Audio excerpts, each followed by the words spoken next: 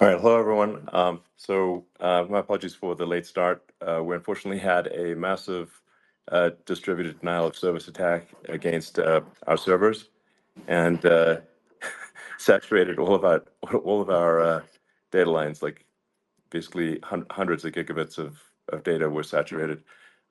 We think we've overcome most of that, and it's now time to proceed. But as this massive attack illustrates, there's a lot of opposition to people just hearing what President Trump has to say, and I'm honored to have this conversation. I want to emphasize it's a conversation, um, and it's really intended to just get a feel for what Donald Trump is just like in a conversation.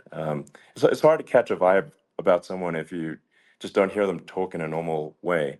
And when there's an adversarial interview, like no one's themselves in an adversarial interview.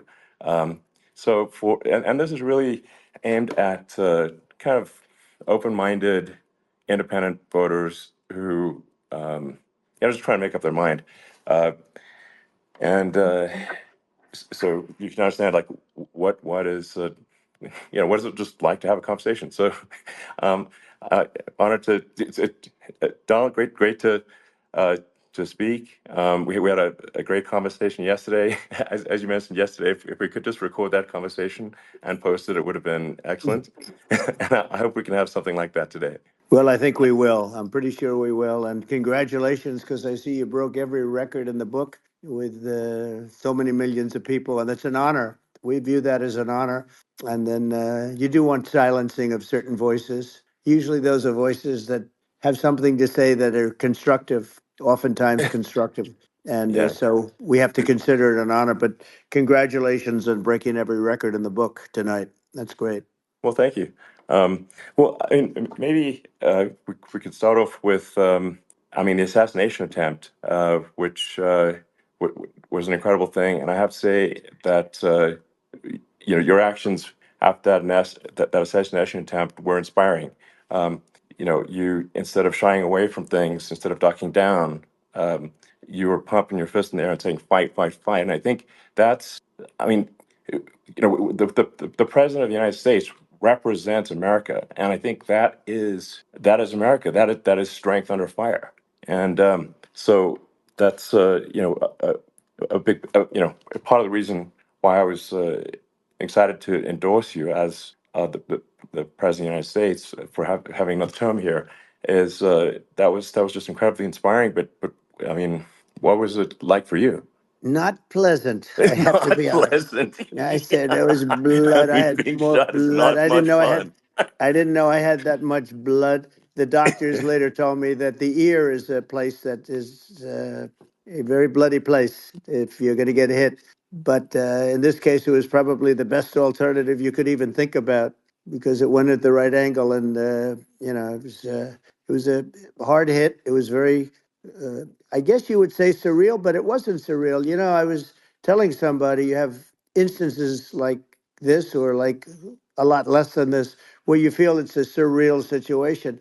And I never felt that way. I knew immediately that it was a bullet. I knew immediately that it was at the ear, Yeah. and because it hit very hard, but hit the ear. And I also heard people shout, "Bullets, bullets!"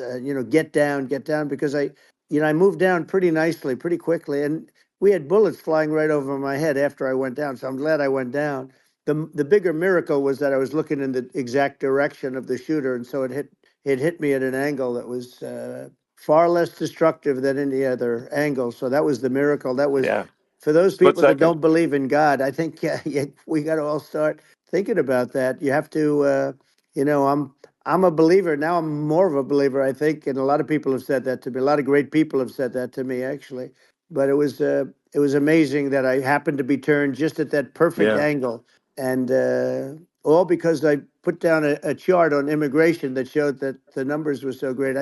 I love that chart I even mean, more maybe it's now a than I sign. ever. Maybe Yeah, that's a sign. it's an immigration sign. You But highlighted a serious issue, and yeah, at that moment, that's right. the bullet missed your, hit your ear, but most of your head. I mean, Well, the the yeah, amazing thing is that the sign, I said, bring down that sign on immigration. And it was literally about an eighth of a second where it would be good. And after that, it was going to yeah, be a disaster, no matter which way you were facing. But it just had that perfect angle, which was yeah, exactly at this shooter. Very sad situation. Such a sad situation. As you know, we lost somebody that was great, Corey, yeah, who a firefighter, a great gentleman, a great trumper.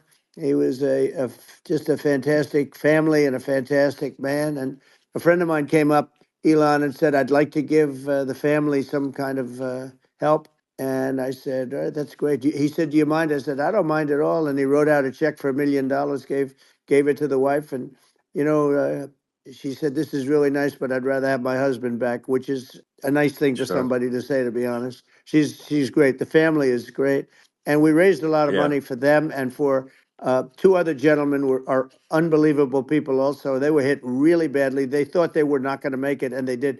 The doctors in the Butler area, I tell you, they were incredible. They saved the two, and they were really hit tough, both of them yeah, equally.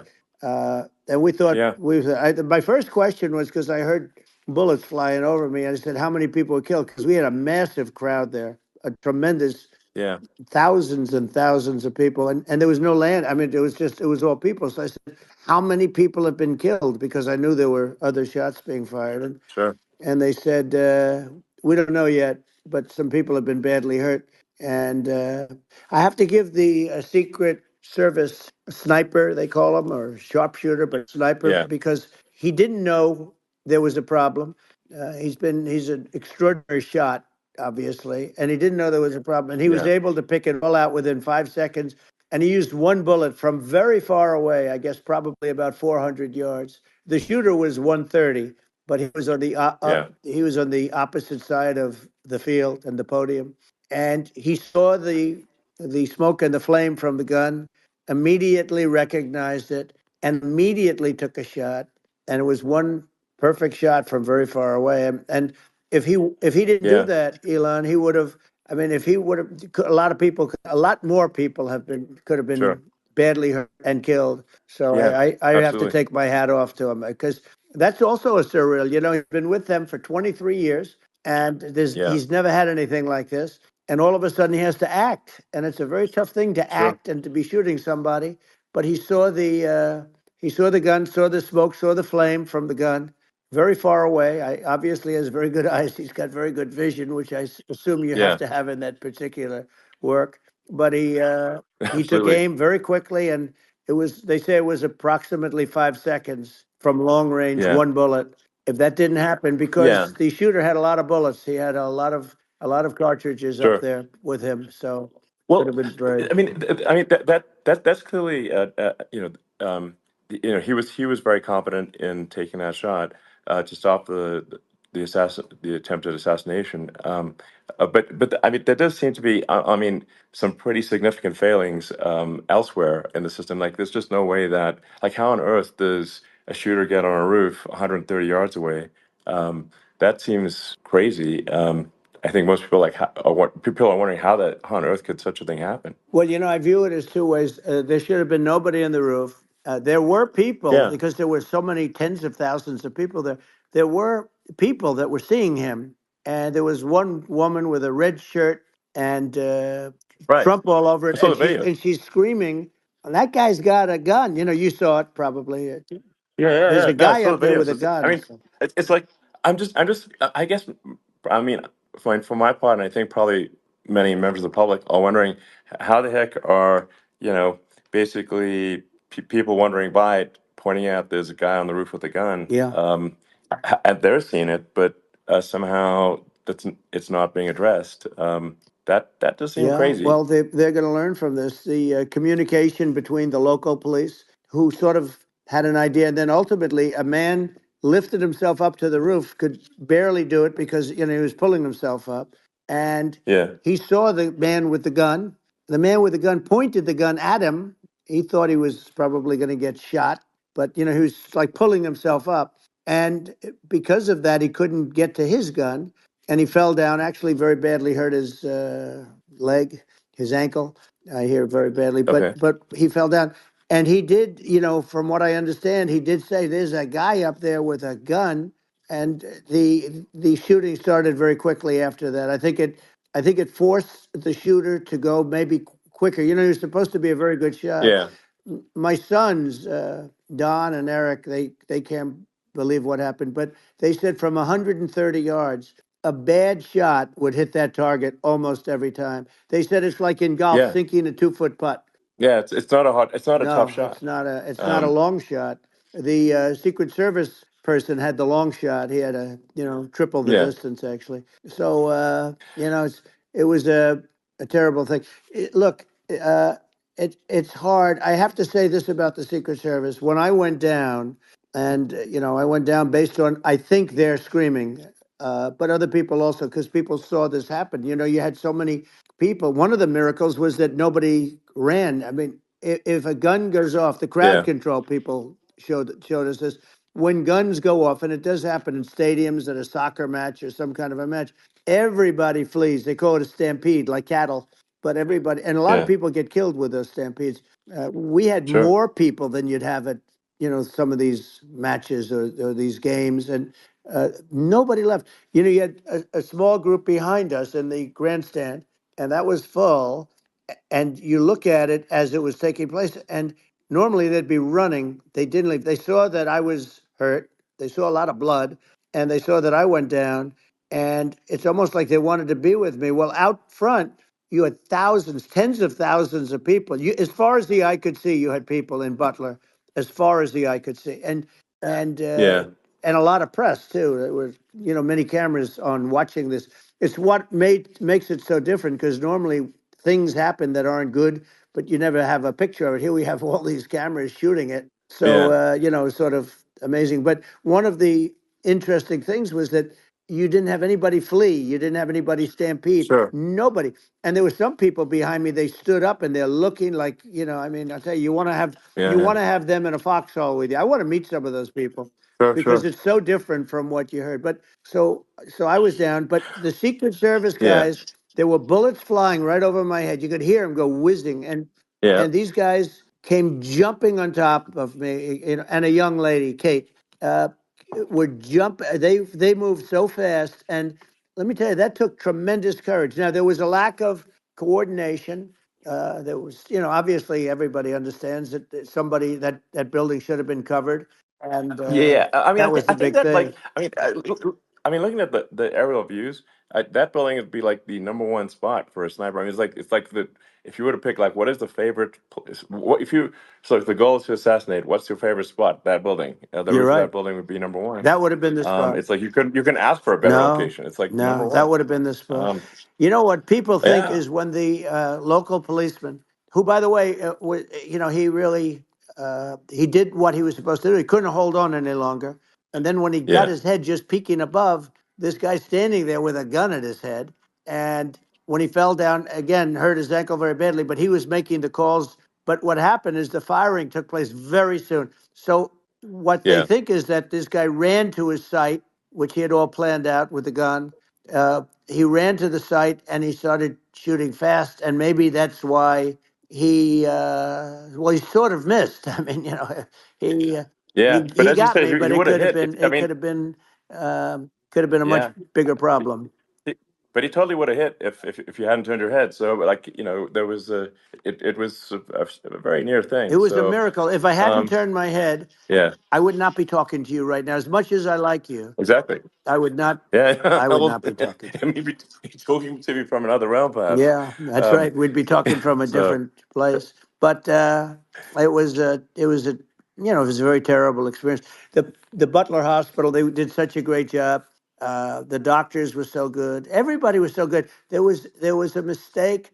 If somebody knew, because people were hearing that, there was just a bad feeling that there was somebody was around. You know that story now. It's been pretty yeah, well. yeah, And yeah, if somebody could have said, because they've oftentimes said, like there'd be a lightning storm or something, because I've done, I think, over 300. I think I did a lot more than that, but we did a lot. And oftentimes they'll say, sir, could you wait 10 minutes, please? Sir, could you wait 20 minutes? There's a storm overhead or lightning or something, right? And yeah, that happens yeah, often. And this would have been a perfect time for that to have happened. But Yeah. it didn't get coordinated. That was the problem. Well, it was your. I think your actions in the heat of fire, and like what I found admirable there was that you can't fake bravery under such circumstances. The courage is instinctual, or it is not. It's not a rehearsed action. And so I just want to say that I think a lot of people admire your courage under fire there.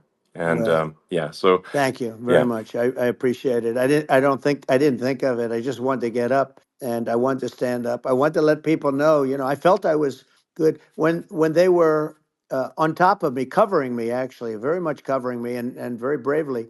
But I wanted to get up. I said, I want to get up. And they wanted, they have everything there. They wanted stretcher. I didn't like the stretcher. And I knew I was hit in the ear, but I knew I wasn't hit anywhere else. They felt I was hit someplace else yeah, because it was such a lot of blood, and they were sure that I was hit someplace else. And they were saying, "Sir, you were hitting more than the ear." I said, "Nope, I was hit in the ear. I want to get up. Let me get up." And so I got up, and the crowd didn't know what to think. I mean, this was so many people, and you could see they were confused. They didn't know what to think, and I wanted to let them know I was okay. It was very important for me to let them yeah, know that, and they went wild.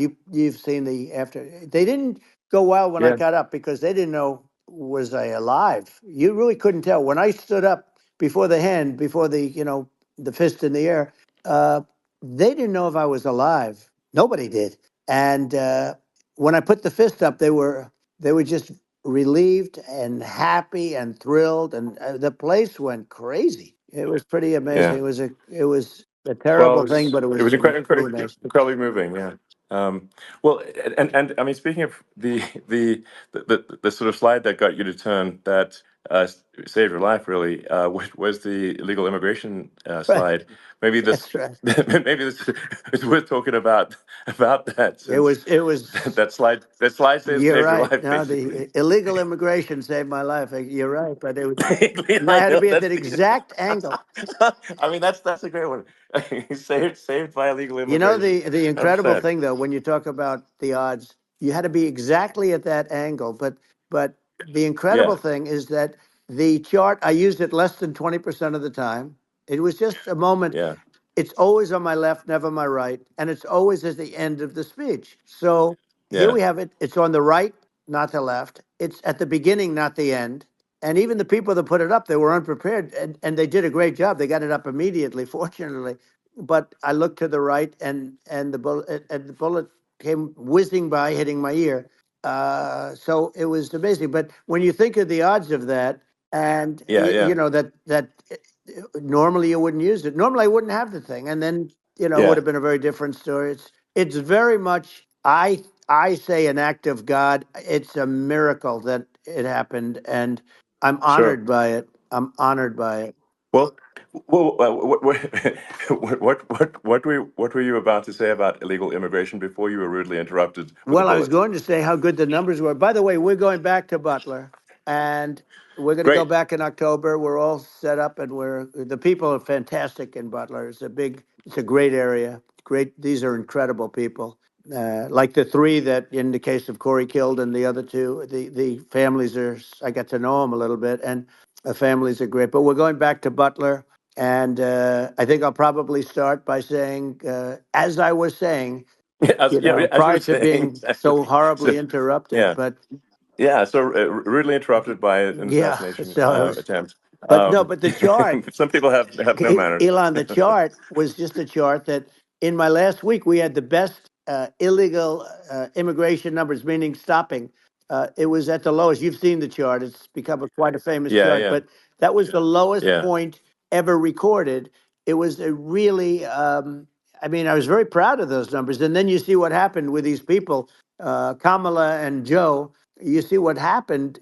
They just let it go. I had remain in Mexico policies. I had all these different policies that was so good. Guys like Tom Holman and Brandon Judd from Border Patrol. All these are all people that they've been on television. They says the best numbers we've ever had. We had so many different checks, catch and release in Mexico, not the United. We had catch and release in the United States. We had it in Mexico. We had so many things. We had things where if many people come in there, they have contagious diseases. We had everything passed. If you have a contagious disease, I'm sorry, but we cannot allow you into the country. So we were setting Yeah, literally records, and I all I was doing is showing that, and I use it sometimes, sure. and in this case, I'm glad I used it.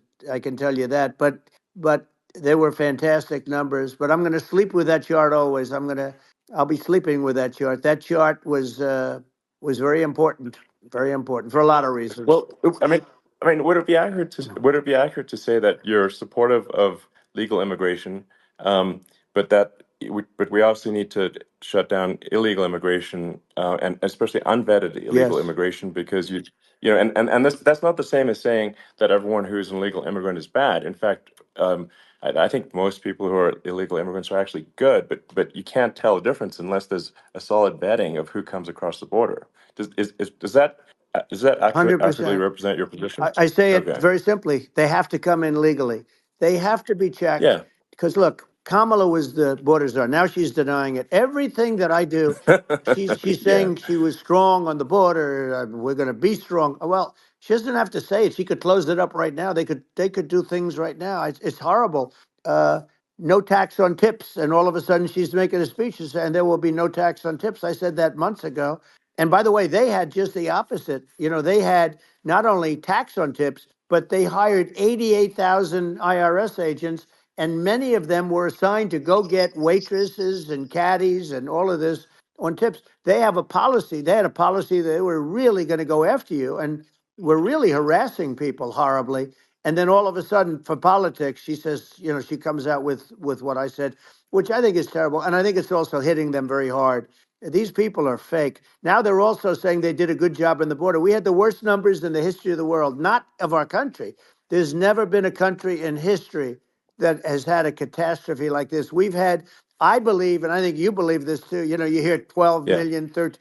I believe it's over 20 million people came into our country, Yeah. many coming from jails, from prisons, from mental institutions, or a bigger version of that is Yeah. insane asylums, and many are terrorists. And I'll tell you what, they're coming not just from South America, they're coming from Africa, they're coming from all over the world. They're coming from Asia, they're Yeah. coming from the Middle East, they're coming from countries that are uh, stupidly and horribly bombing Israel October 7th. They're coming from all over the world. And you look at it's so sad October 7th because it should have never happened. Yeah. It's so sad when Sure. you look at Ukraine. It should have never happened. We have a defective Yeah. government. These are defective people, and they're not people that should be running it. But where you see it the best is the border, because you have millions of people coming in a month, and then she gets up and she tries to pretend like she's going to do something. She had 3.5 years, and by the way, they have another 5 months that they can do something, but they Yeah. won't do anything. It's all talk. She's No. incompetent, and he's incompetent. And frankly, I think that she's more incompetent than he is. And that's saying something because he's not too good. Yeah. No, I think it is essential to have a secure border. I mean, you're really not a country unless you have a Correct. secure border. And And uh, secure elections, you too. know, yeah, absolutely secure elections, and so it's just essential to have a real border, or we can't function as a country, and our central services are being overwhelmed in a lot of cities. And as we were talking about earlier, I think having a legal immigration process that is smooth and efficient and done well, and speaking as someone who is a legal immigrant, and I think that I mean, like one way to think of it is, who do you want on your team? Who do you want on Team America? And I think we want to just say, okay, we want to let in people who are gonna, be great contributors to our society and to our economy, Right. and who do you want on the team? And it's not to say that, like in my opinion, actually, I'd say like probably most of the illegal immigrants actually are actually good, hardworking people. That's my opinion. But some are not, and you just have this sort of adverse selection process where, if somebody's if somebody's like uh, has a career in theft or robbery, I don't understand what's taken them so long to get here. because we're such a target-rich environment. Um, I mean, why aren't more people who have a career in, bad things coming here sooner? Because I mean, it's a piece of cake to go rob, houses in LA or New York, compared to other parts of the world. And in a lot of places in America, if you try to stop the person who's robbing you, you'll be arrested. Yeah. Yeah. So it's insane. It's right. I mean, what's happening with crime, and our police are so good, but they're not allowed to do their job. But I have to tell you, Elon, I They're hate not. to say it because it's such a downer to say it. I hate to say it. I hate it. But you have a lot of people that just shouldn't be. I think it's a much bigger number than you think. They're I allowing, think you're again, right. they're Yeah. allowing people from their jails. And if you were running one of these countries where they're coming from, you would have had all of them. As an example, Venezuela, their crime is down 72%. They're taking their drug dealers. They're taking, frankly, their prisoners. They're emptying out their prisons. They're taking their criminals, their murderers, their rapists, and they're Yeah. delivering them into But the. that's what Castro did. Yeah, That well, he did on a he much smaller scale. yeah, You know, it was a much smaller yeah. scale. But this is a massive scale because this is being done worldwide. But here's what's happening: crime all over the world is down. And wait till you see the numbers that we have. You know, this is migrant crime. This is crime that's going to be. Yeah. And I saw it today in New York where somebody was knifed with raped the girlfriend of a man that stood there watching in New York in one of the shelters and started Sure. pulling out the knives, and bad things happen today. But this is happening every day. These are rough people. These are people that are in jail for Yeah. murder and all sorts of things. And they're releasing them into our country. And they're telling them, if you come back, we're going to kill you. We're going to give you the death penalty or kill you. So they don't want to come back. But these are rough people. Yeah. These are criminals that make our criminals look like nice people. And it's horrible what they're doing. And she's in charge of it because, now she's trying to say she Sure. had nothing to do with it. And she's such a liar because she was called the border czar the first day, and it was on the headlines of every newspaper. She's the border czar, and she never even went there. She went to one location, which had nothing to do with where the problem is. She went in and out, I Right. guess, because she was getting a lot of pressure, Yeah. but Yeah. had nothing to do where the problem Yeah. is. But she was Well. the Well. border czar, and the people Yeah. Yeah. can't allow them to get away with their disinformation campaign. Now she's trying to say that she wasn't. She wasn't really involved, and the whole thing is horrible. She was totally in charge. She could have shut the border down without him. He didn't know what he was doing anyway, so he wouldn't have even known Yeah. what happened. You could shut the border down; he wouldn't Yeah. even know the difference. But uh, the fact is that she was border czar. But if you don't have to call her Yes. that, the fact is you could just call her. She was in charge of the border, and the border was the worst Right. ever. It's simply not working. No, It's it's I mean, horrible. whether it's a question of intention or competence, either way, we don't have a secure border, and we have people streaming over like it looks like a World War Z zombie apocalypse at times. And sometimes you got to sort of wonder, like, is it real or not? So because you see things, and you're like, is it real? So I went to the border at Eagle Pass, and I saw for myself in Texas, and I was like, okay, it's real. I'm like seeing this in real time. I actually posted the video like just live. I just flew there one day and just to see, hey, is this made up or real? And I'm just seeing people stream across the border, and I have to say, at least the people that I saw did not look friendly. So These are people people. can look at my video and say, hey, Yeah. does these people look friendly? I don't look super friendly. So These are people that um, Elon would not be the same man if he had to walk across the street and look these people in the eye. These are rough people. These are really rough people coming across. And I know rough people. And these are people that we don't want in our country. And the caravans are coming in and they're putting and who's doing this are the heads of the countries. And you would be doing yeah, it, and so would I. And everyone would say, oh, what a terrible thing to say. The fact is, it's brilliant for them because they're taking all of their bad people, really bad people. And I hate to say this, the reason the numbers are much bigger than you would think is they're also taking their non-productive people. Now, these aren't people that will kill you. We have enough of them, but these are people that are non-productive. They are just not productive. I mean, for whatever reason, they're not yeah, yeah, workers or they don't want to work or whatever. And these countries are getting rid of non-productive people in the caravans in many cases, and they're also getting rid of their murderers and their drug dealers and the people that are yeah, really brutal people. And They're coming into our country Yeah. at levels that have never been seen before.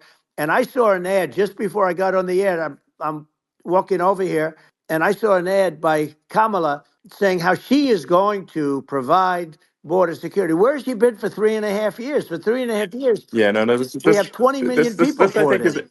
It's a terrible Yeah, I thing. think this, frankly, I think this is a fundamental existential issue for the United States. And if we have another 4 more years of open borders, and it's going to be even worse with another 4 more years, it's going to be even worse than it's been for the past, 3.5 years.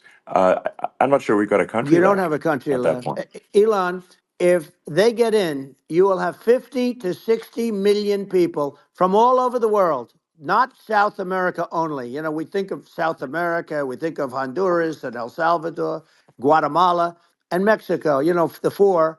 But it's not that. It's everywhere. They're coming in from Yeah, everywhere. And I had to stay in Yeah, I think Mexico. this is a super important Yeah. point. Like people, it's like basically when I went down there, I was like, well, where are people from? It's like almost no one was from Mexico. To be No, clear, Mexico less, it's less of just the the others. border. It's just the border with Mexico. But the people coming in, it's Earth, the rest of Earth, and America is only about 4 or 5% of the population of Earth. It would only take a few percent of the rest of Earth to overwhelm everything in the We're U.S. already So overwhelmed, Elon. We're overwhelmed. You had to see the news tonight about New York. New York, and I love that place, and what they're doing to it is horrible, what they're doing to it. And all the courts do is they yeah, try and focus on Trump. Okay, then let's focus on Trump, who did nothing wrong. I complain about a rigged election. Elon, what's happened is unbelievable. You have from Africa, from the Congo, they're coming, from the Congo. And 22 people came in from the Congo recently, and they're murderers, and they're dropped. They drop them. They take them out of jails, which is very expensive, you know, to maintain the jails. Although they don't do too much maintaining, I can tell you. But they take them out of jails, prisons. They take them out, and they bring them to the United States. They deposit them in the United States and say, "Don't ever come back, or you're going to be executed."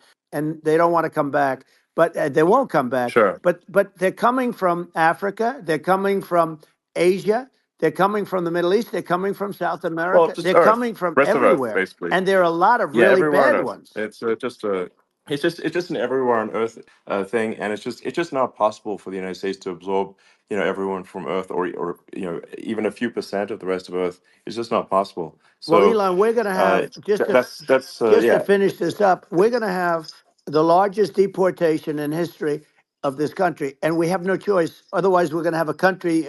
What they've done to our country. Think of it with in Venezuela and in some of these other countries, crime is down 50, 60, 70, 80%. And you would be the same. You would have. Yeah, I'll yeah, tell you what, Venezuela has not gotten rid of all of them. They've gotten rid of about 70% of their really bad people. Their jails are about 50% put into the United States. Same with other countries. Some sure. are at 30%, some are at 50%. They're all different. But the bottom line is they're all going to be at 100%. Why wouldn't you put 100% of it? Yeah, And they're doing it right now while this third rate phony candidate. Don't forget, I beat Biden. He failed in the debate miserably. And, some people said, oh, gee, it's too bad. It's too bad he did so badly, or I did well in the debate. The first night they said, wow, one of the people at CNN said that was the greatest debate performance I've ever witnessed. And then 2 days later, they didn't talk about that. They just said he was bad. But that's okay. That's the way I get treated. And I don't mind that at all. What I can tell you is this: we cannot have a Democrat. We cannot have her. She's incompetent. She's as bad as Biden in a it's different. Look, yeah. she hasn't done an I mean, interview since this yeah, whole scam started. well, And say what you want. This yeah, was a coup. This was a coup of a president of the United States. He didn't want to leave, and they said we can do it the nice yeah. way or we can do it the No. hard way. Yeah, not, I mean, they just took him out back behind the shed and basically shot him. Oh, what they did Biden. with this guy, So and I'm no yeah, fan of his, and he was a horrible president, the worst president in history. And one of the reasons he was so bad, first of all, the Israeli attack would have never happened. Russia would never have attacked Ukraine, and we'd have no inflation. And we wouldn't have had the Afghanistan mess, if you think of it. well, And we wouldn't have had yeah, Afghanistan. But we think of it, well, yeah. you take a few of those events away, and we have a different world. We would also have No, no no, you're yeah. inflation was caused by oil. Yeah, no, no. I think you're making an excellent point here, which is that when other countries can, that are, are thinking about invading or doing bad things, when they're thinking about that, they're thinking about, okay, what's the American president going to do? And do they fear the American president, or is it someone they do not respect or and do not fear? And I think they would they rightfully be. I mean, look at the footage of the assassination. They're like, okay, uh, President Trump is like, don't mess with me. I mean, that's like, but whereas I think people are not going to be, and they obviously have not been at all intimidated by Biden, and they certainly will not be intimidated by Kamala. And you have to really think of that in the context of global security. That if the American president is someone that, like, evil dictators are scared of, that makes a huge difference to the security of the world. So I had a good relationship with Putin, despite the Russia hoax that lasted for over 2 years. Just a hoax created by Hillary Clinton and Adam Shifty Schiff, some just bad people, just sick people, frankly. I mean, Schiff is a sick person. He's going to end up probably being a senator. It's hard to believe. The whole thing is hard to believe. But, they put our country in danger with that stuff, too. They actually, when they make up stories, and you have to fight your way out of it for a long time. But I know Putin very well. I got along with him very well. He respected me, and it's just one of those things. And we would talk a lot about Ukraine. It was the apple of his eye. But I said, don't ever do it. Don't ever do it. I shut down Nord Stream 2. That was the big oil pipeline, the biggest, I think, the biggest pipeline in the world going all over Europe. I shut it down. Biden came, and then they say, Yeah, I loved Russia. I was a friend of Putin, and I loved Russia. No, he actually said to me one time, he said, if you're my friend, I'd hate to see you as an enemy. I shut down his pipeline, the biggest pipeline. They were looking at that to yeah, fund, and this pathetic president gets in there. And the first thing he did, one of the early things he did, is he shut down Keystone XL pipeline, which is our pipeline that would have employed 48,000 people, pipeline workers, shuts it down. That was, a massive job that Obama refused to allow. yeah, I allowed it in my first week because it was jobs and it moved oil. And by the way, in a much more environmentally friendly way. It's underground. It's not a truck that catches on fire or a train that catches on fire. But think of it. He shut down the uh, XL pipeline, the Keystone XL pipeline. He yeah. shuts that down and he approves the Russian pipeline, Yeah, it doesn't make any right? sense. It's like it's inconsistent. Certainly but I mean, I think it's just worth emphasizing, to listeners, the immense importance of whether the United States president is intimidating or not intimidating, and how much that matters to global security.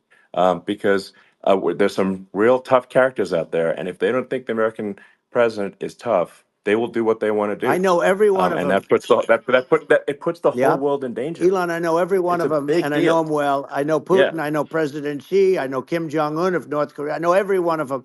And let me tell you, people will say, "Oh, this is terrible." He said, "I'm not saying anything good or bad. They're at the top of their game.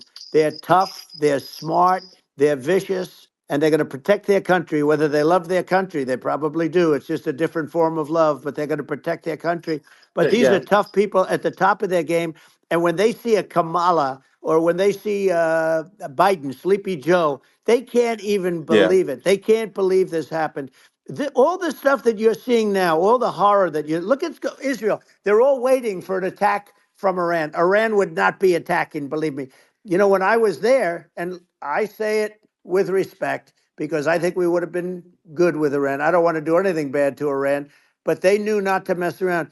Iran was broke because I told China, if you buy from Iran oil, it's all about the oil. That's where the money is. But if you buy oil from Iran, you're not going to do any business with the United States. And I meant it. And they said, we'll yeah, pass. yeah. They didn't buy oil. Other countries, likewise, Sure. you want to buy, you're not doing business with the United States. And they were at a point where they had no money for Hamas, they had no money for Hezbollah, they had no money for any of these instruments of terror. And it was amazing. In fact, there were articles when I was leaving, which is hard to believe, actually, especially when you look at what's happened to our country. Our country is so bad right now. It's such a different place. We were respected. Think of it. 4 years ago, we were so respected to a point where when I said don't buy oil, they didn't buy oil, but they had no Yeah, money, yeah. and Israel would have never been attacked. Zero chance.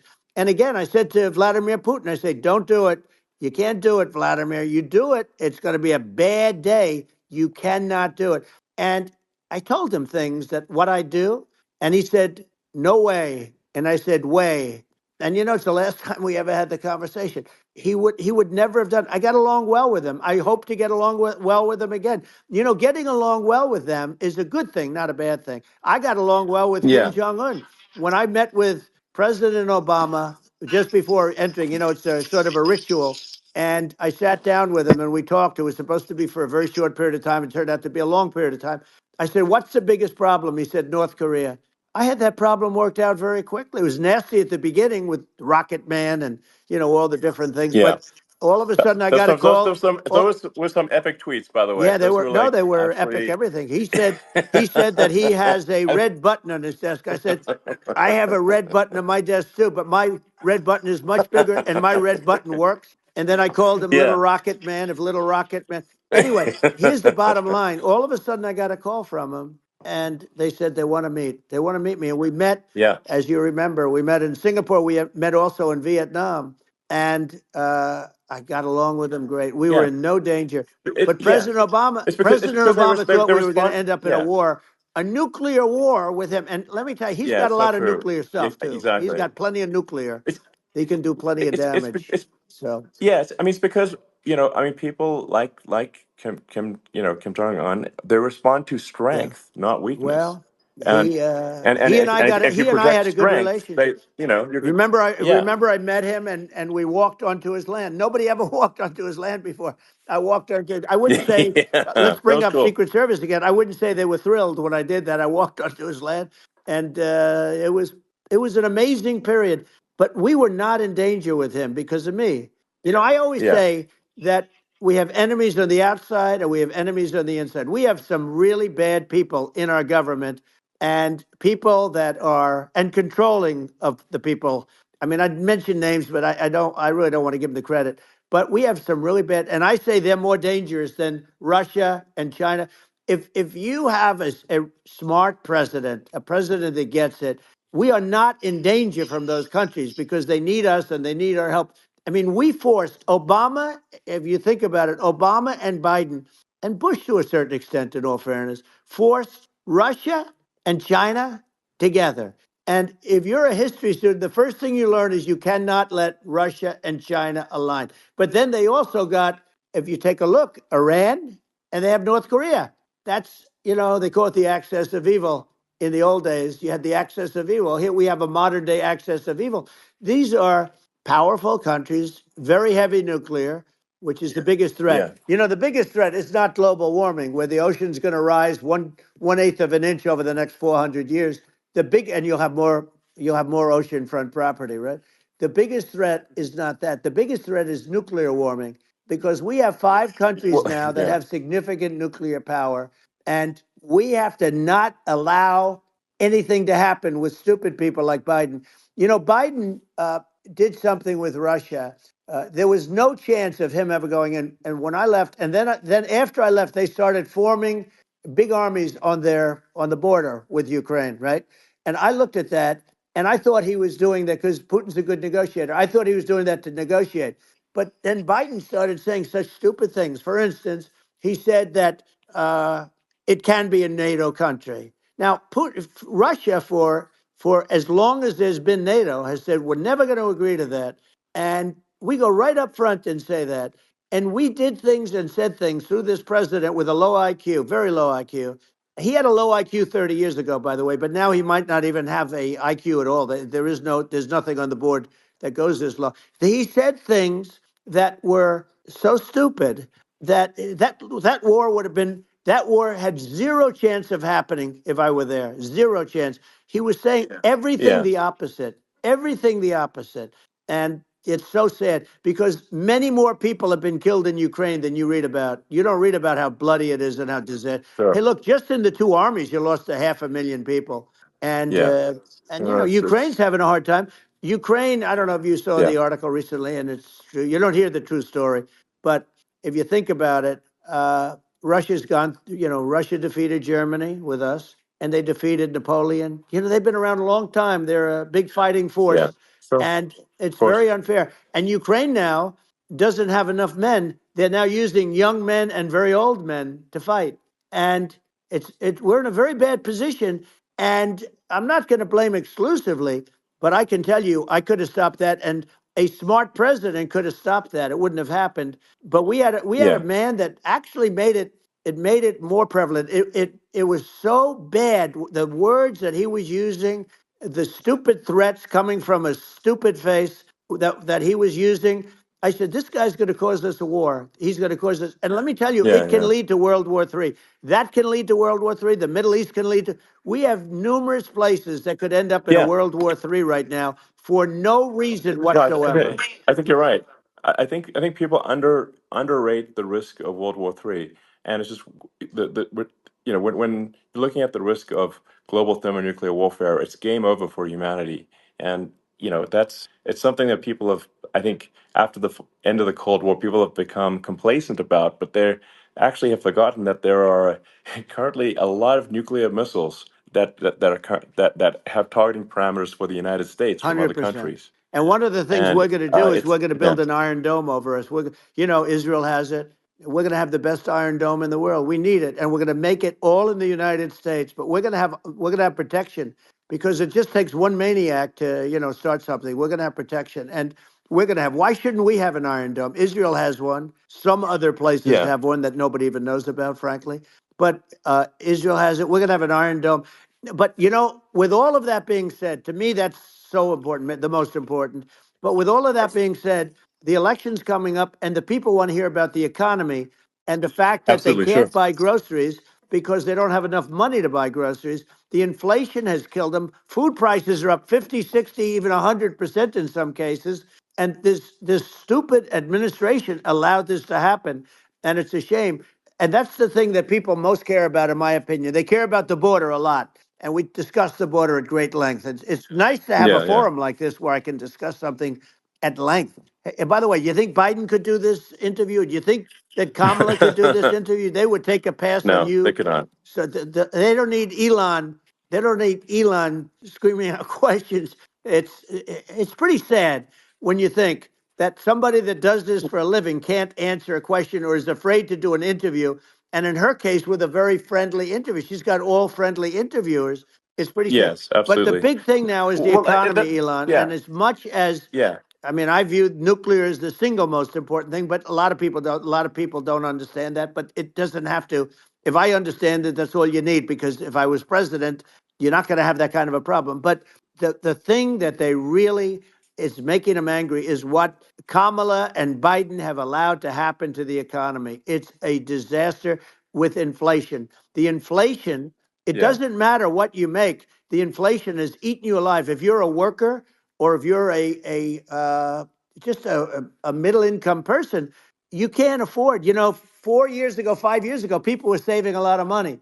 Today, they're using yeah. all their money and borrowing money just to live. It's a horrible thing Right. that's happening, and we'll end that Well, I think quickly. a lot of yeah, a lot of people just don't understand where inflation comes from. Inflation comes from government overspending because the checks never bounce when it's written by the government. So if the government spends far more than it brings in, that increases the money supply, and if the money supply increases faster than the rate of goods and services, That's right. that's inflation. So really, we need to reduce our government spending, and we need to re-examine. I think we need like a government efficiency commission to say like, hey, where are we spending money that's sensible? Where is it not Right. sensible? And we need to live within our means. We're currently adding, I think, $1 trillion to the deficit roughly Right. every 100 days. That's right. And the interest payments on the national debt have now exceed the defense budget. It's on the order of $1 trillion, It's interest. and it keeps Yeah, I growing. rebuilt our military, largely rebuilt our military, did a great job on it, which was so important. We had jets, we had fighters that were, and bombers that were 70 years old. And we did a great job in that. Then by the way, then we gave 85 billion of it back to Afghanistan, if you can believe it. We gave them 85 billion. They're one of the largest sellers Yeah. of military equipment in the world. They're selling what we gave them. that was one of the most embarrassing days in the history of our country. But if you think about, let's go back to the economy. We have to bring energy Yeah. prices down. Energy started it. The price of gasoline. Now your cars don't require too much gasoline, so you have a good, and you do make a great product. I have to say, I have to be honest with you. Thank That you. doesn't mean everybody should have an electric car, but these are minor details. But your product is incredible. But the Thank you. gasoline, Elon, is the cost of energy. Not only gasoline, it's the cost of heating your house and cooling your house. That has Sure. to come down. It's gone up 100%, 150, and 200%, and that has to come down. When that comes down, and we're going to Yeah. drill, baby, drill. They stopped drilling, and then they went back to drilling because they went back to the Trump policy. But if they won the day after they get into office, we're going to, this country will go out of business because they're going to go to an energy policy that's not sustainable. Wind and different things. You're not going to have anything. Yeah. And I know you're a big fan of the AI, and I have to say Yeah. that AI, and this is shocking to me, but AI requires twice the energy that the country already produces for everything. So you're going to have to build. We're going to have to build a lot of energy if our country will be competitive with China, because that's our primary competitor for this on the AI. You're going to Sure. need a lot of Well, I mean, electricity. You're going to need tremendous yeah. electricity, like almost double what we produce now for the whole country, if you can believe it. Sure. Well, just going, back to this, like this basic thing, which that people try to make it sound complicated, but it's not. But inflation is caused by government Right. overspending.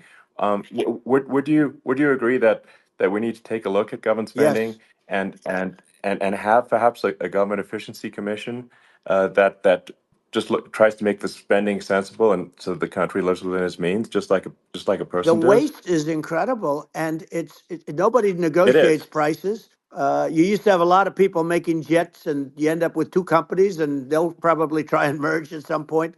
I mean, I went through it like Air Force, just a thing like Air Force One. One of the first documents they asked me to sign, a general walks in, "Sir, would you please sign this document?" And what is it? Air Force One. That's with Boeing, which is basically two planes, two 747s, and the price was Yeah. $5.7 billion for two planes. Now they're Wow. highly sophisticated. That's They're insane. even nicer than your plane, okay? But much more sophisticated. They're very. I won't say what's on it, but they got a lot of stuff on it. Anyway, but it's Sure. 5.7. I That's a crazy It's a number. crazy number, but I said I'm not going to pay 5.7. I'm not going to do it. I said, who made the deal? Obama and his people. I said, well, then I know the deal's no good. I'm not going to do it. And over a course of about 4 weeks, by my saying I'm not going to do it, I got the price reduced by $1.6 billion for the exact same plane. Other than we had a nicer paint job, if you want to know the truth. But for the exact same plane, I saved one, and I said to Boeing, man, you guys must make a lot of money if you can reduce the price by that. But now what I do hear is that they're going back to the Biden administration and wanting big cost overruns, because they see these dopey suckers in there, and they'll end up getting some of the money back. But I shaved it by $1.6 billion for the exact same plane. And you can now take that and multiply that out times thousands of other Exactly. items. And Multiply it by yeah, a the zillion, numbers are and yeah, yeah. astronomical. I agree with you.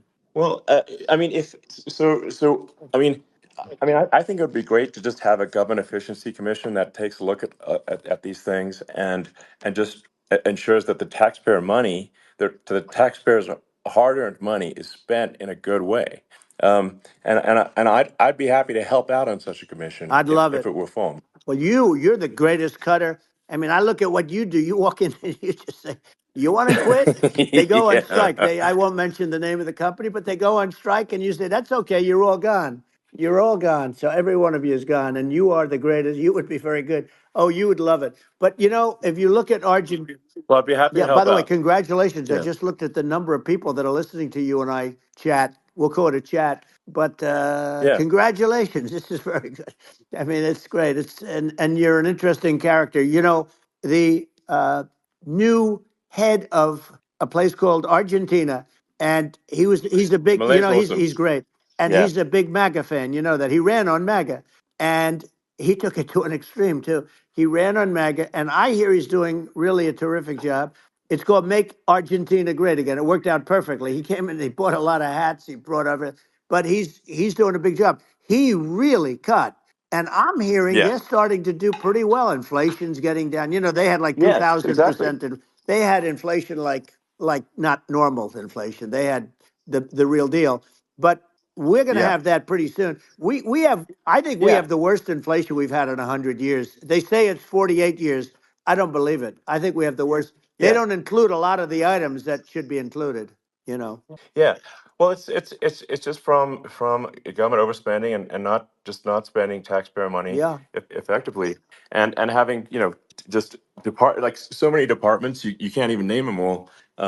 And what Millet is doing is he's cutting government spending. He's simplifying things. He's having putting in regulations that make sense. And we're Argentina overnight is experiencing a giant improvement that's in right. prosperity.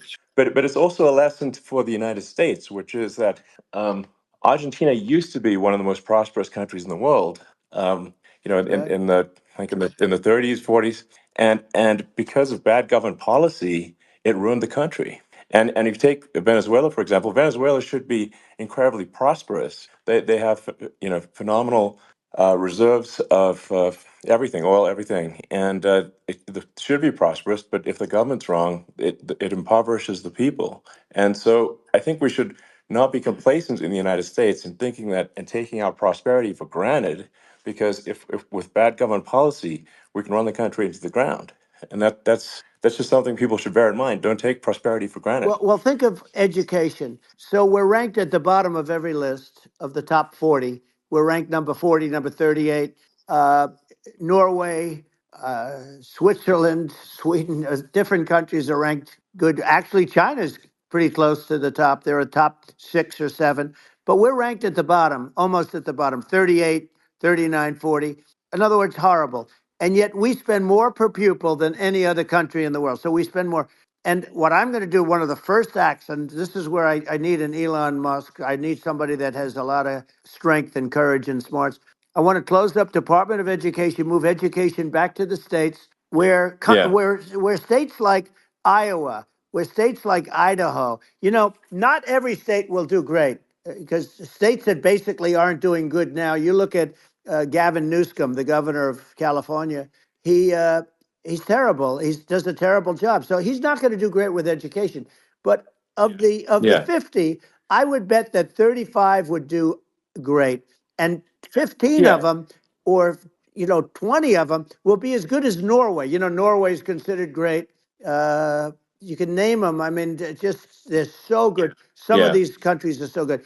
But if you go into some of these really well-run states, we have states that don't know what debt is. We have states that have low taxes, no debt, everybody working. They're really well run. sure, And maybe they have certain advantages in terms of location, in terms of, the land or the sun, and the water and the whole thing. There are a lot of advantages that some people have. But if you moved education back to the 50, you'll have some that won't do well, but they'll actually be forced to do better because it'll be a pretty bad situation. But yeah. if you think Well, about it, yeah, you'll have some yeah, of yeah, these states. I'll bet you'd have 30, 35 states. It'll be much better. And you know what it'll cost? Less than yeah, half what it is in Washington. And yeah. these people don't care Well, about the yeah, students in these, faraway states. And it'd well, be unbelievable. yeah. I think you're making a good point in that if the states have to if each state has to compete against other states, then people will That's naturally right. move to states where it's better. Well, like Um, California, as we said, it's a badly run state. I could go through. I got so many friends that are in those states, even if they're Democrats. I hate to mention certain states, but Illinois is badly run with Pritzker. He's a real loser. But yeah, but some of these places are just badly run. But it's almost going to force them to run better, and they won't do a good at initially. But you're not going to do worse than you're doing right now. And I would say that yeah, the cost, you would cut your cost by 50 or 60%. And you'd have a little Yeah, yeah, monitor. You want to make sure they're teaching English as an example. Give us a yeah. little English, right? Sure, yeah. Right? No, but I mean, to what? Some of these governors are doing so badly. I mean, they got so many people moving out of their state. They should get U-Haul Salesman of the Year award because they're driving so much U-Haul It's sales. actually It's just amazing. people moving out. Isn't it amazing to you as a businessman that they can even survive? Like Illinois, so many people are leaving, and you wonder, how do they survive? I mean, how do they survive? Uh, I saw where you left California and you moved to Texas. Texas does a great job. But, I Yeah, mean, I just wonder, how do these states survive when big businesses, a big oil company just left California, as you know, and they moved to Texas. How do these big states survive when they lose so many businesses and their taxes are already really high? The taxes are among the highest yeah. taxes. You almost wonder, how do they continue on? And in many cases, the governors don't do a good job in their crime-ridden places. You wonder, how do they continue to just go on? It's not it's Well, not a good I think there's. situation. I mean, I think the only thing that's going to force some of these states to change is if they risk bankruptcy and they're not getting bailed out by the federal Right, government. right. Well, you're That's gonna that's you're the gonna only thing have that's going that. to get them to change. You remember the Yeah, area in California where they had that, where I guess somebody had sticky fingers and they stole a lot of money, and they went into a form of chapter, and it was very yeah, nasty for yeah. a period of time. But now it's probably the most popular place in all of California. So at some point something like that may have to happen.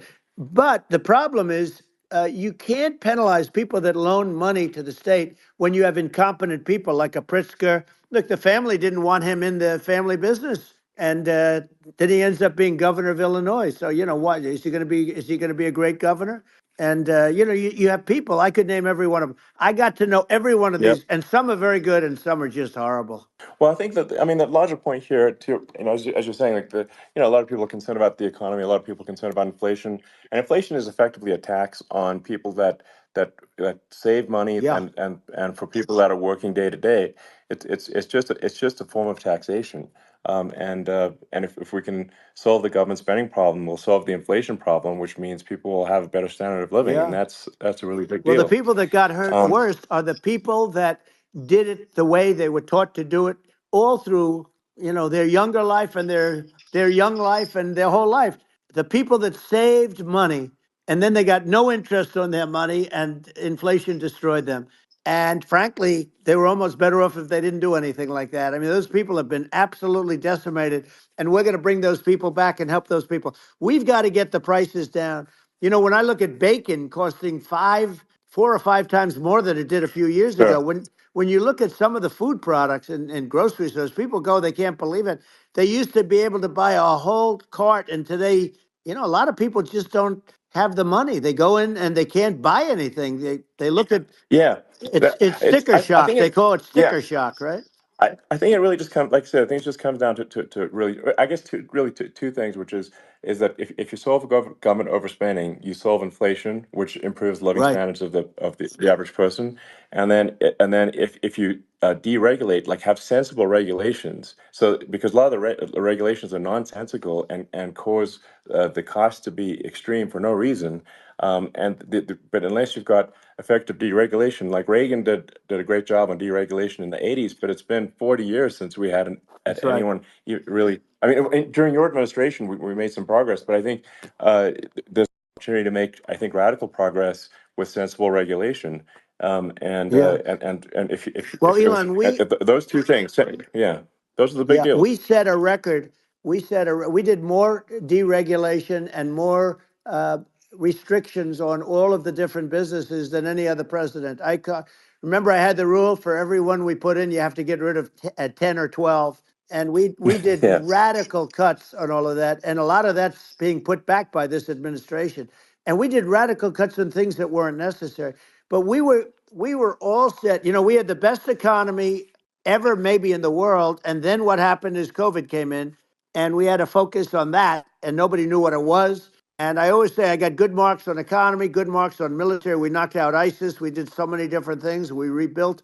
But, I never got the credit that we really deserved on what we did with COVID. We never got the credit. But if had that not happened, a gift from China, from Wuhan, came in from Wuhan, the Wuhan labs, and I always said it, and it turned out to be right.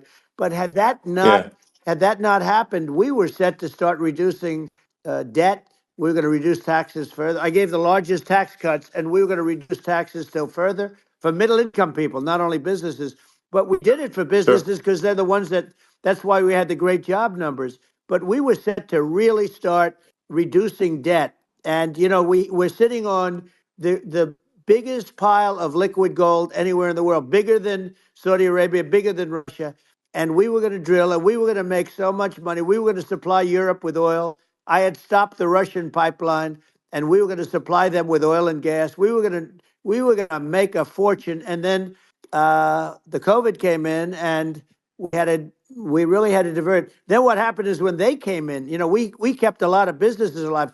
If I didn't do what we did, we would have had a 1929 type depression. But the problem is when Biden came in, he got trillions of dollars and just started spending it stupidly. You didn't need it anymore. We got over that bad period where everybody was dying and feeling, it was just not a good period. Interestingly, during his administration, many more people died during his administration of COVID than during my administration, and we really got the brunt of it. But people don't realize more people died during his administration than ours. But it diverted us from doing what I wanted to do. But we had the greatest for almost 3 years. We had the Yeah. great, and you know that probably better than anybody. So many of your friends said to me, the best years we've ever had in business were during the Trump years, and also said that African American, Hispanic American were so incredible. They were having the best Asian American women, men, young people without a diploma, young people that graduated from the best colleges, from MIT, from the Wharton School, from all of the great colleges, Harvard. They were doing better, and people without a diploma were doing better, and everybody was happy. And then COVID came, and Sure. we had the problem is they spent trillions and trillions of dollars. They wasted. They shouldn't have taken any money, and we wouldn't be having inflation right now, which is killing our country. Yeah. Yeah. Yeah, and absolutely. And I mean, I should probably say something about like maybe my views on climate change Yeah, and oil and gas, because I think I'm probably different from what most people would assume. Because my views are actually pretty, I think, moderate in this regard, which is that I don't think we should vilify the oil and gas industry and the people that have worked very hard in those industries to provide the necessary energy to support the economy. And if we were to stop using oil and gas right now, we would all be starving and the economy would collapse.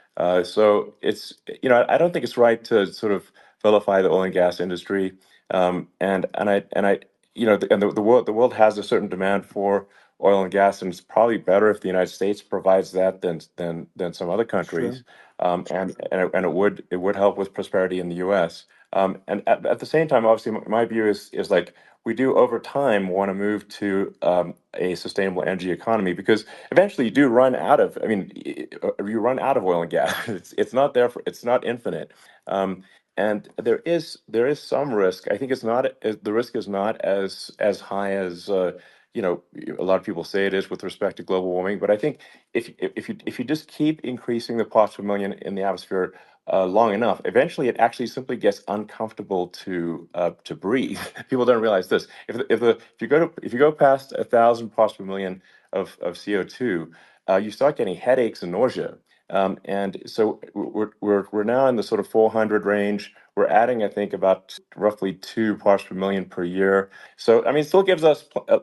So what it means is like we still have quite a bit of time, but so there's not like we don't need to rush and we don't need to like stop farmers from farming or you know uh, prevent people from having steaks or Right, basic stuff like right. that. Like you can leave the farmers alone, I agree. in How my opinion. crazy is that where I mean, you have farmers that are not allowed to farm anymore and have to get rid of their cattle and the whole world is yeah, a that's little silly. crazy, but it's largely taken its lead from us.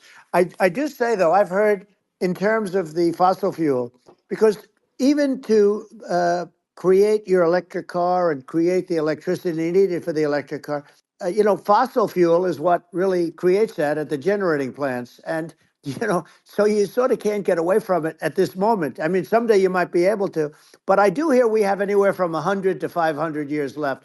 Much of it hasn't even been found yet, Yeah, but there are tremendous, like Anwar. I got Anwar in Alaska approved. Ronald Reagan couldn't do it. Nobody could do it. Everybody tried. Nobody could do it. I got it approved.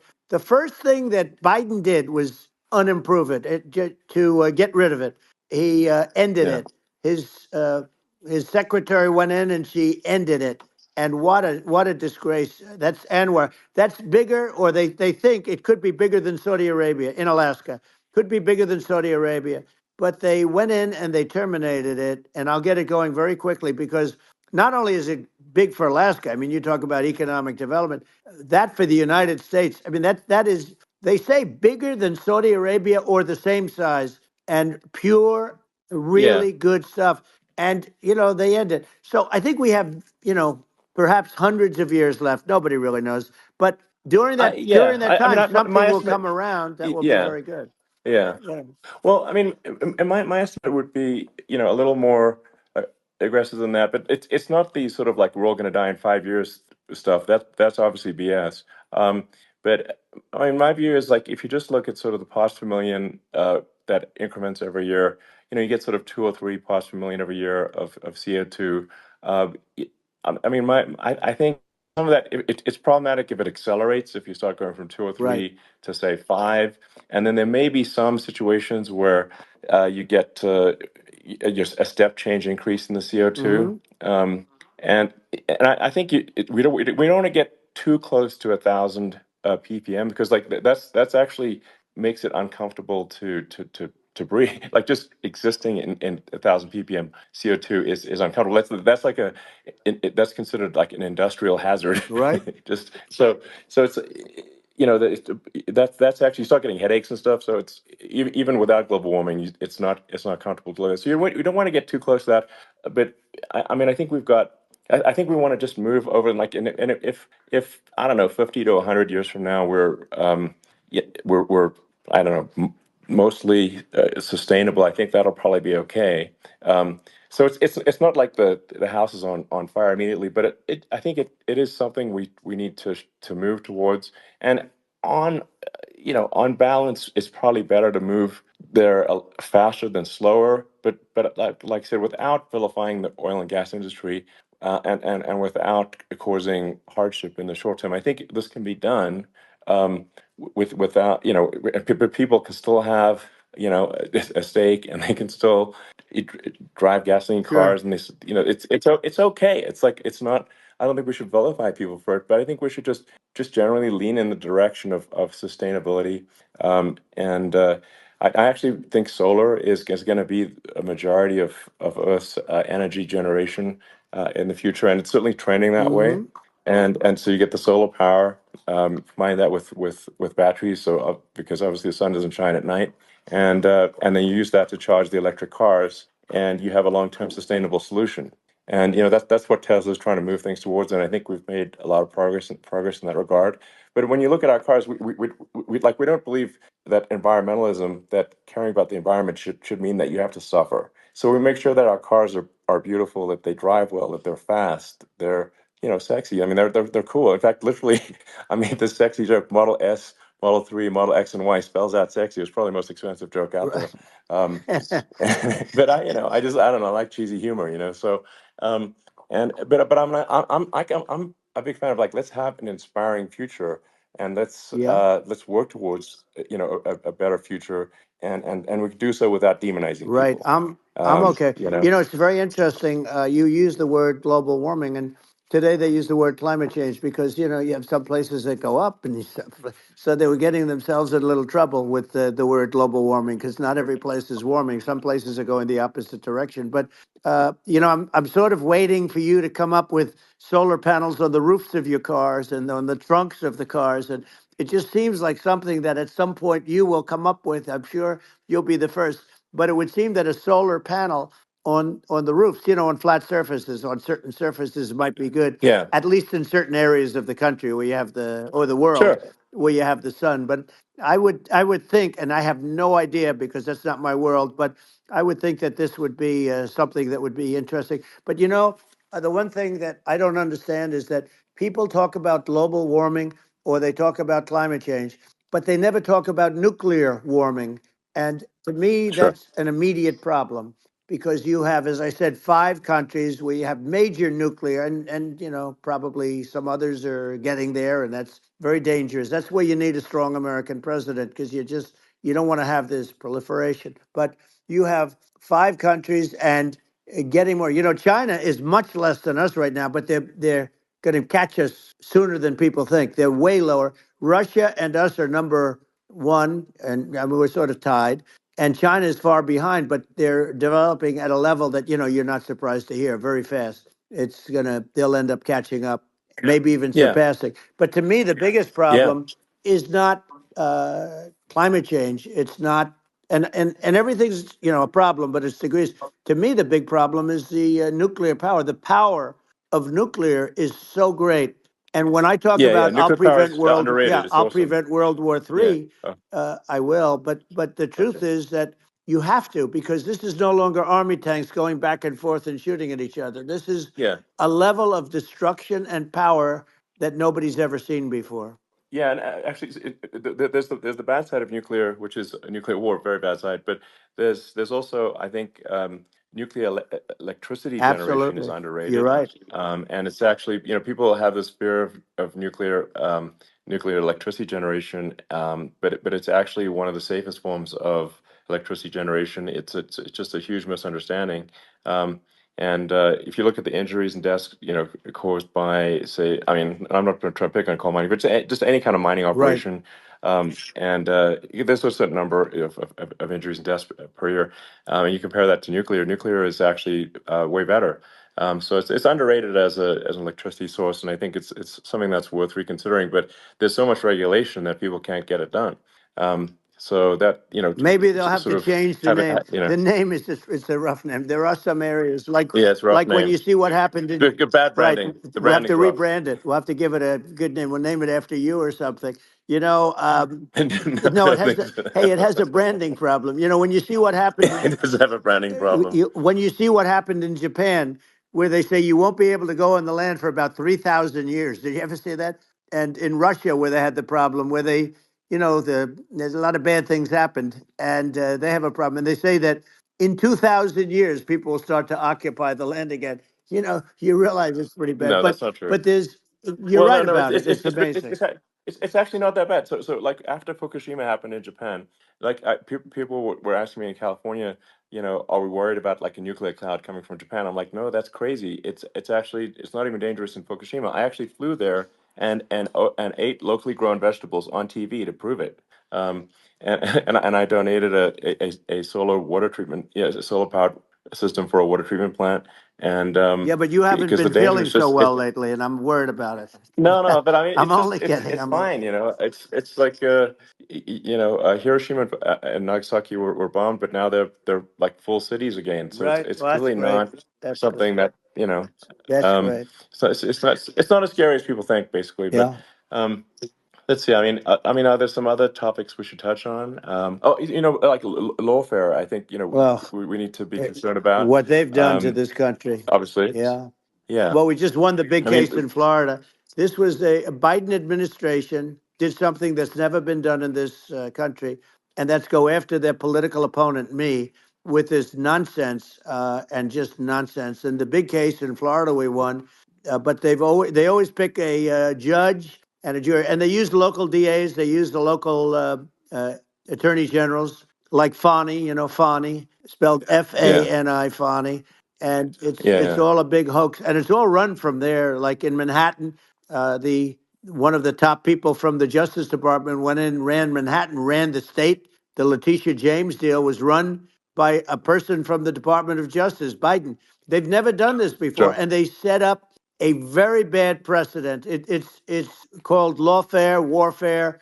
Yeah, It's a terrible thing, and never happened in our country. It does happen in banana republics and third world countries, but it's never yeah. happened. And the incredible thing is it actually drove my numbers up because people see, fortunately, I have a platform like you, or, in all fairness, like a conversation like this where I can talk about it and people understand. I mean, you fight for election integrity and you end up getting indicted because you're fighting for election integrity.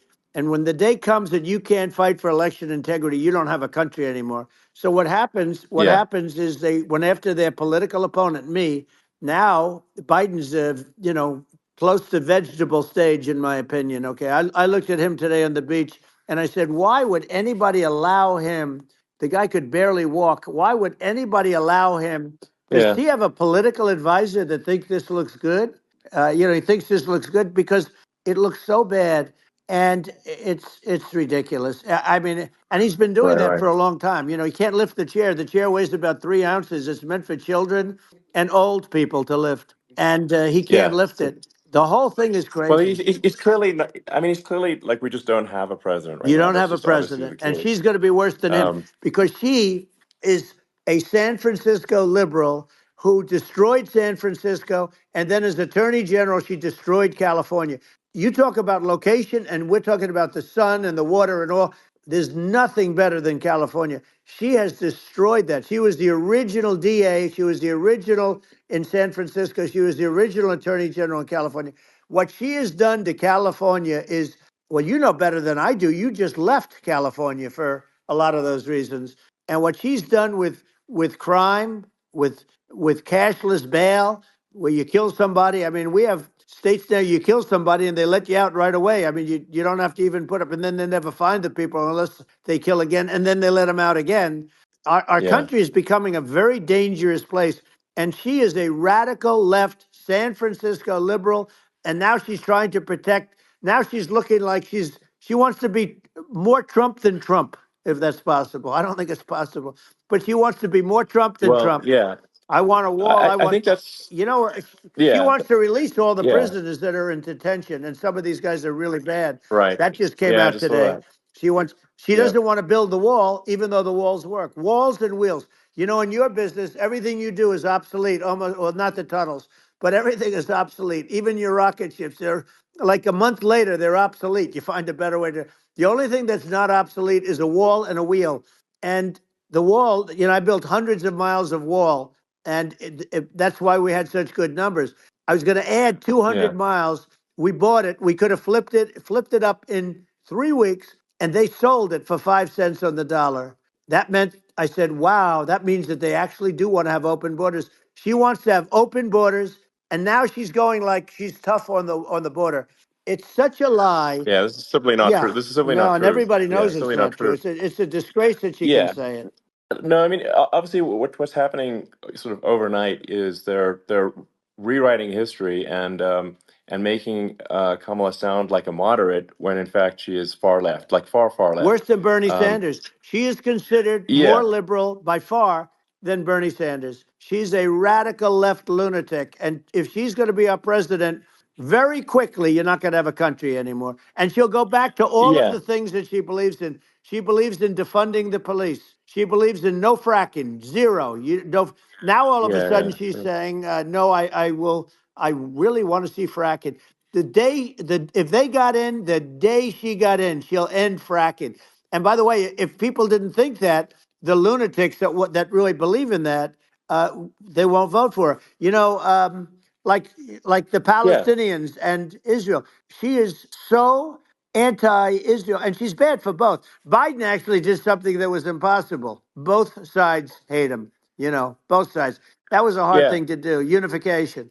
Yeah, no. I mean, Netanyahu came to give a talk to a joint Senate and House sitting, and I was there, and Kamala stood him up. What does that say? I think Um, it's highly that's disrespectful. And I say, if you're a Jewish person or if you believe in Israel, if you're a person that, is a very pro Israel, if you vote for her, it's worse than Biden. And Biden was bad. But if you vote for her, you ought to have your head examined. And you see tonight, I mean, as we're doing this, I'm seeing reports coming that they expect an attack tonight or tomorrow from hundreds and maybe thousands of rockets. Their Iron Dome, as they call it, as we all call it, but their shield that they build, that can be swamped. We'll use the term that's yeah, appropriate, swamped. But they yeah. swamp it by shooting enough missiles. You know this better than anybody. By shooting enough missiles, Sure. they can't defend themselves. They just obliterate the whole Yeah. place. And that's what some people think they're looking to do. And we have no leadership. There's no respect for the United States of America with these people. And I'm telling you, Yeah. she'll be worse than him because she's a believer Yeah. No, in I being think you're right. radical left, and he wasn't.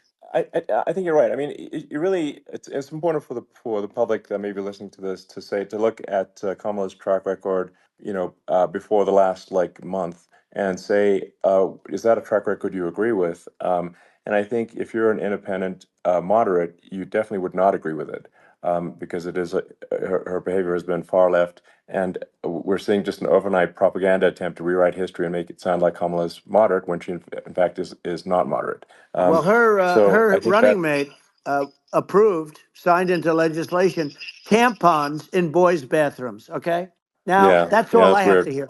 Tampons in That's boys' weird. bathrooms, and that means she believes Yeah, in that too. I mean, yeah, that's she not picked this okay. guy because he was the closest to her. A lot of people thought she'd pick sort of the opposite, but she picked an anti-Israel radical left person. But she is far worse, they say, than Bernie Sanders. If we have her as a president, if we have a Democrat at this moment as a president, I don't think our country can survive. I think it's a massive. I think we're in massive trouble, frankly, with the Kamala administration, and that's my honest opinion. And I think really it's essential that you win for the good of the country for this election. And I mean that's I'm just stating my opinion. Now you may have seen this, but I got a letter from the EU Commission, like saying, to not have disinformation on the like during this discussion that we're having, and there's a lot of attempts to do censorship and to force censorship even on Americans from other countries, and what do you think about that? Well, I know the European Union very well. They take great advantage of the United States in trade, as you know. We, through a different forum, NATO, we protect them. And yet, if you build a car in the United States, you can't sell it in Europe. You just can't sell it. It's impossible. The same thing with our farmers. Our farmers find it very difficult to do business. We have a deficit with them of $250 billion, which people don't know. It sounds so nice, the European Union, but let me tell you, they're not as tough as China, but they're bad. And I let them know it, and that's probably why they notified you. No, they don't treat our country well. We defend them. With Ukraine. So we're in for 250 billion, and they're in for about 71 billion, and they have the same size. It's if you add up the European nations that in terms of an economy, it's about the same size when you say as us, and they're in Yeah, and they're in much greater risk. They're right there. We have an ocean separating us from. In this case, the enemy would be Russia. Used to be for the yeah, Soviet Union, but let's assume they're close enough. And what happens is they're in for 70 something million. I think even less than that billion, and we're in for about 250 billion, and it could be a lot higher than that. And I say, why aren't you going to equalize? Why aren't they paying what we're paying? And they're in much more. It's much more important for them because of the fact that they're right near there. I mean, they're all sort of in that location. We're not, but they yeah, should. They should. And I did it with NATO. There were only 7 countries that were paid up in NATO out of 28 at the time, and the United States yeah, was subsidized. yeah, The United States was subsidizing NATO, tremendously subsidizing NATO. And I went yeah, in and I said, you yeah, got to pay up. If you don't pay up, we're not going to defend you any longer. I took a lot of heat, but you know what happened? Billions and billions of dollars came flowing in, and yeah. I think a lot of the public isn't aware of the fact that the United States pays a disproportionate share of the NATO expenses, and then we get even though taken like advantage of on trade. So think yeah, about it. well, I mean, the point of NATO is defending Europe, and it's it's like, then okay, well, why is the United States paying disproportionately more to defend Europe than Europe? That doesn't make sense. That's unfair, and that is an appropriate thing to address. Well, Um, when you talk about so cost cutting and savings and everything else, I mean, honestly, look, there's nobody that feels worse about the Ukraine situation than I do because I know it would have never happened. I know Zelensky. He was very honorable to me because when they went with the Russia hoax, and they said I had a phone call with him. He said it was a perfect phone call. It was a great phone call. He could have grandstanded and said, "Oh, he was very threatening." He said, "No, it was a very nice phone call." I called him up to congratulate him on his win, and you end up getting impeached because these people are Yeah, yeah, lunatics. I was talking about the difference from the people within and the enemies on the outside. In many cases, the people from within are more dangerous for our country than the Russias and the Chinas. If you have a smart president, you're not going to have a problem with them. You're going to do things. yeah, Now they've taken advantage yeah. of us Absolutely. incredibly, but you're going to do things with the right person. Yeah, well, I think it's obvious that you're a believer and an advocate of free speech because during your first term as president, you were attacked relentlessly every day, often very unfairly with with false attacks, and you didn't try to shut down the media, you didn't try to inhibit their freedom of speech, and I think that says a lot. Well, the good thing is that you and I have, and some people, very few, we can get the word out. Although sometimes it's hard because they don't want to print it. Like we're having a great conversation right now. Kamala wouldn't have this conversation. She can't because she's not No. smart. She's not a smart person, by the way. She can't have this conversation. And Biden, we don't even have to talk about it. I mean, he couldn't have this conversation. He would have given up on the first half of a question. He would have walked out. He would have said, "Where am I? Where am I going?" So anyway, but Yeah, no, he wouldn't have this. that's true. Not a lot of people would have this conversation, but we cover a lot of territory. But the beauty is that we can have a conversation, and Yes, you I'm can actually able have a to get it out conversation. without because I get treated This is a unfairly this by is the a really press. big point. You can actually have a conversation with you, Yeah, it's nice, isn't it? and you can't have a conversation with Biden or Kamala. It's like not it's not possible. That's true. Um, It's so this is like talking to an NPC. no. So it's just Well, impossible. but think of it. We need a man or person who's unbelievably sharp in order to stop all the nuclear danger and all the dangers that I'm talking about. And I got along with all these. I got along with Kim Jong Un. We had dinner. We had everything, and he really liked me, and I got along with him really well. By the way, he's the absolute boss over there. A lot of people said, "Oh, do you think he really?" That's for Let me sure. tell you, I saw things that you don't want to know about. He is the boss. But we had a good relationship, and he doesn't like Biden. He considers him a stupid man. He said he's a stupid man. Well, at least he speaks his mind. But in this country, you're not sort of allowed to say it. But I guess you are. You should be allowed to say it if Yeah, it's true. But we need smart people, and we need people that have an ability to lead. And she doesn't have that ability. Can you imagine? Now yeah. Chairman Xi very well. Can you imagine her and him negotiating, or No, it's even silly. It would be standing silly. together? It is the whole concept Yeah, is ridiculous. She is terrible. She's terrible. But she's getting a free ride. I it saw a would. picture of her Yeah, yeah, on Time magazine today. She looks like the most beautiful actress ever to live. It was a drawing, and actually, yeah, she looked very much like our great first lady, Melania. She didn't look. yeah. She didn't look like Camilla. That's right. But of course, she's a beautiful woman. So we'll leave it at that, right?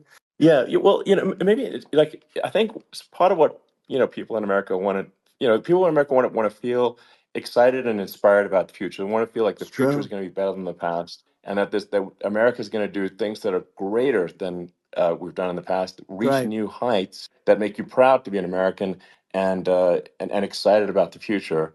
Um, They want the and I American think dream this, back. They want the American dream back. More important than anything else. It's like you don't have that today because the people they've been just sucked. They see incompetent people running our. You know, the Biden thing is very interesting. People just found him to be incompetent. And when I debated him, I was like, "Is this for real?" It was Yeah, it was just absurd. But I think there are like some grand projects that we could do. I mean, I think like we could build a base on the moon. We could send American astronauts to Mars. We right. could build high speed Yep. connections that are more advanced than anything else in the world between our cities, so people have fast transport. That it's possible to solve traffic with tunnels. That's right. We already made great progress in Vegas doing that, and and just do things that are exciting and inspiring and make the future feel like it's better than the past. Well, I saw what you Like, did in Vegas, and I'll tell you, it was amazing. I got to see.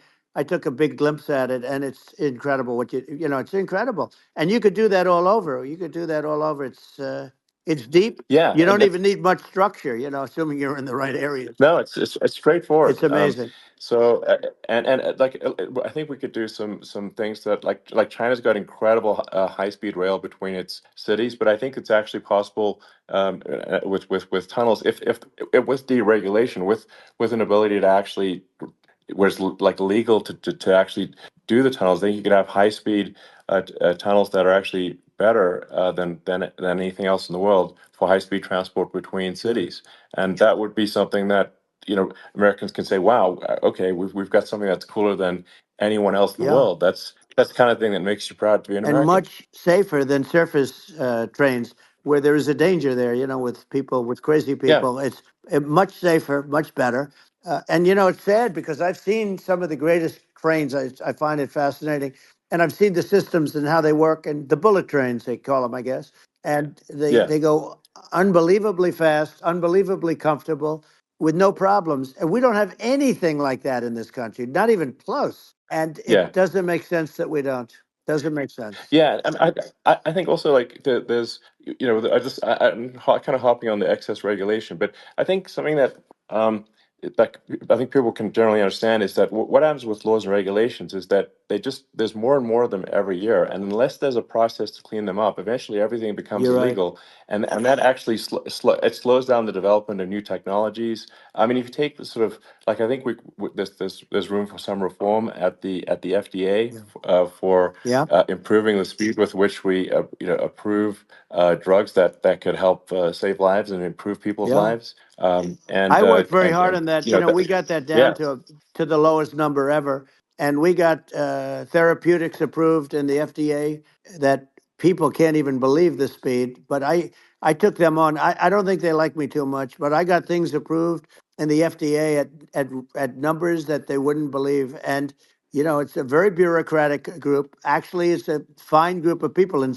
many cases. I got to know a lot of them, but I was pushing them really hard for Regeneron, for so many different things that were really pretty amazing. But the FDA takes too long. It's 12 years to get a product approved. I got it down to 4, and I yeah. got some things done very quickly. But it's really something that is going to have to be worked on because it takes too long.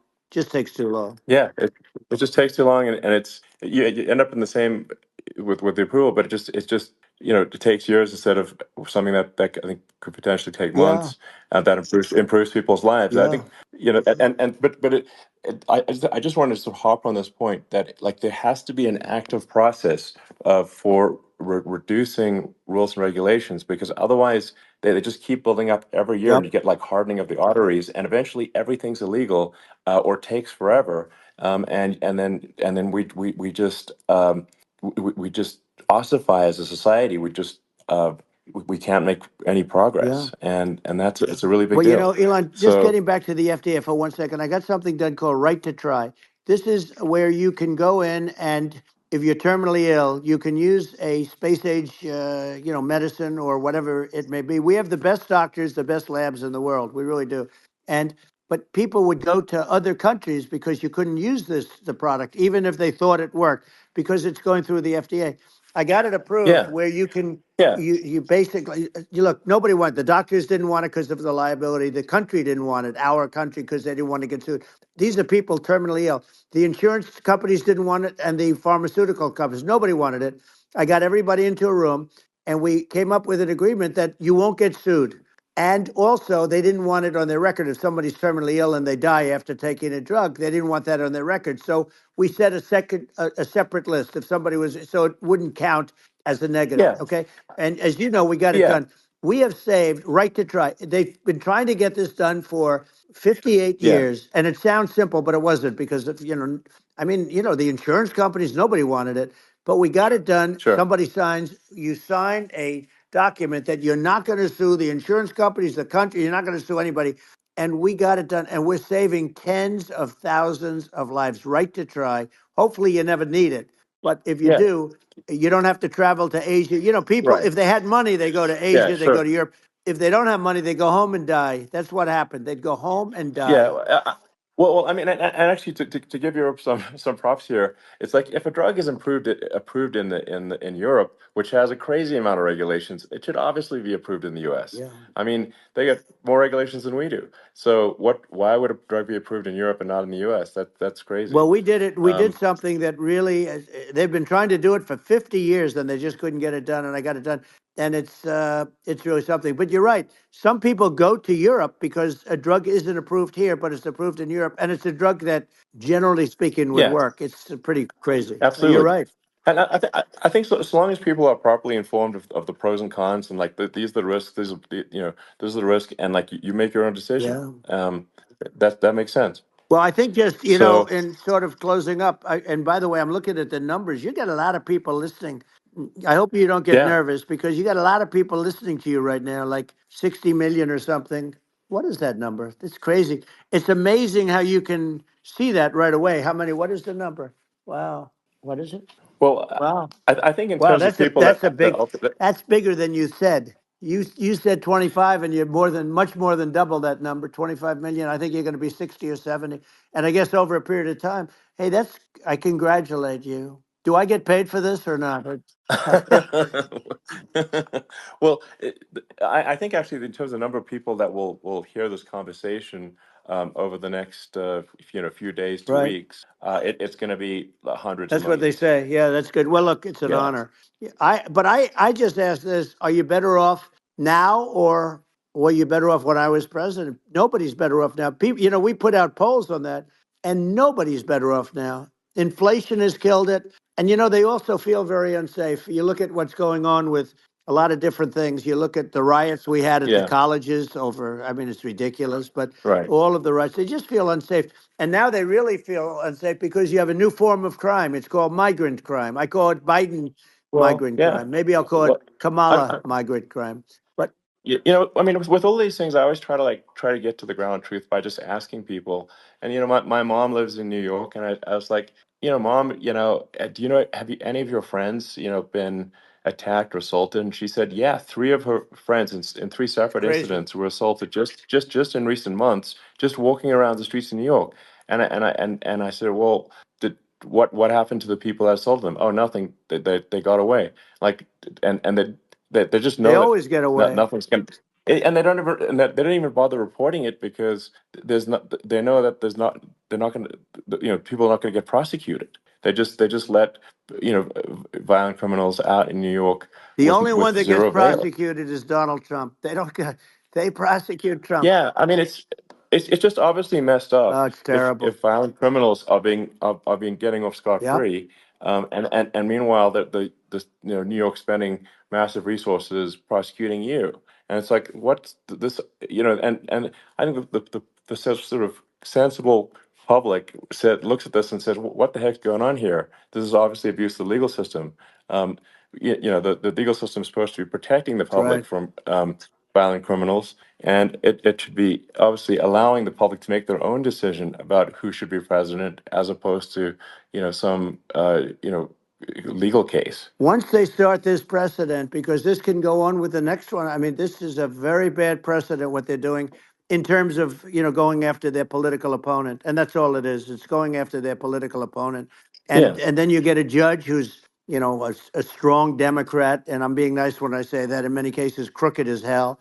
But you get a judge, and you go into an area where a Republican gets 3 or 4% of the vote, and you'll have a jury pool yeah, with people that hate Republicans or hate. It could sure, also be the other way though, of course. because it could start the other way in areas where they hate Exactly. Democrats, and you get into a Yep. Pandora's box. It's a very dangerous thing for this country, and a very dangerous thing even for the state. New York City is Yep. losing. New York Absolutely. City and state lose a lot of business over what they did to me because these people say we don't want that to happen to us. That's no justice system. You have an unfair system of Yes. justice, and it's costing New York State a tremendous amount of money. People are leaving and companies are leaving and they won't come back. So, all of that stuff is important. But the economy now is the big thing. And we can turn that economy up so fast and people are going to be back again. We're going to get rid of Yeah, I think there's inflation. I think there's a lot of Right. opportunity. Absolutely. Absolutely. So And I just I want to think I I want to think congratulate you. You've done an amazing job. You have definitely got a fertile mind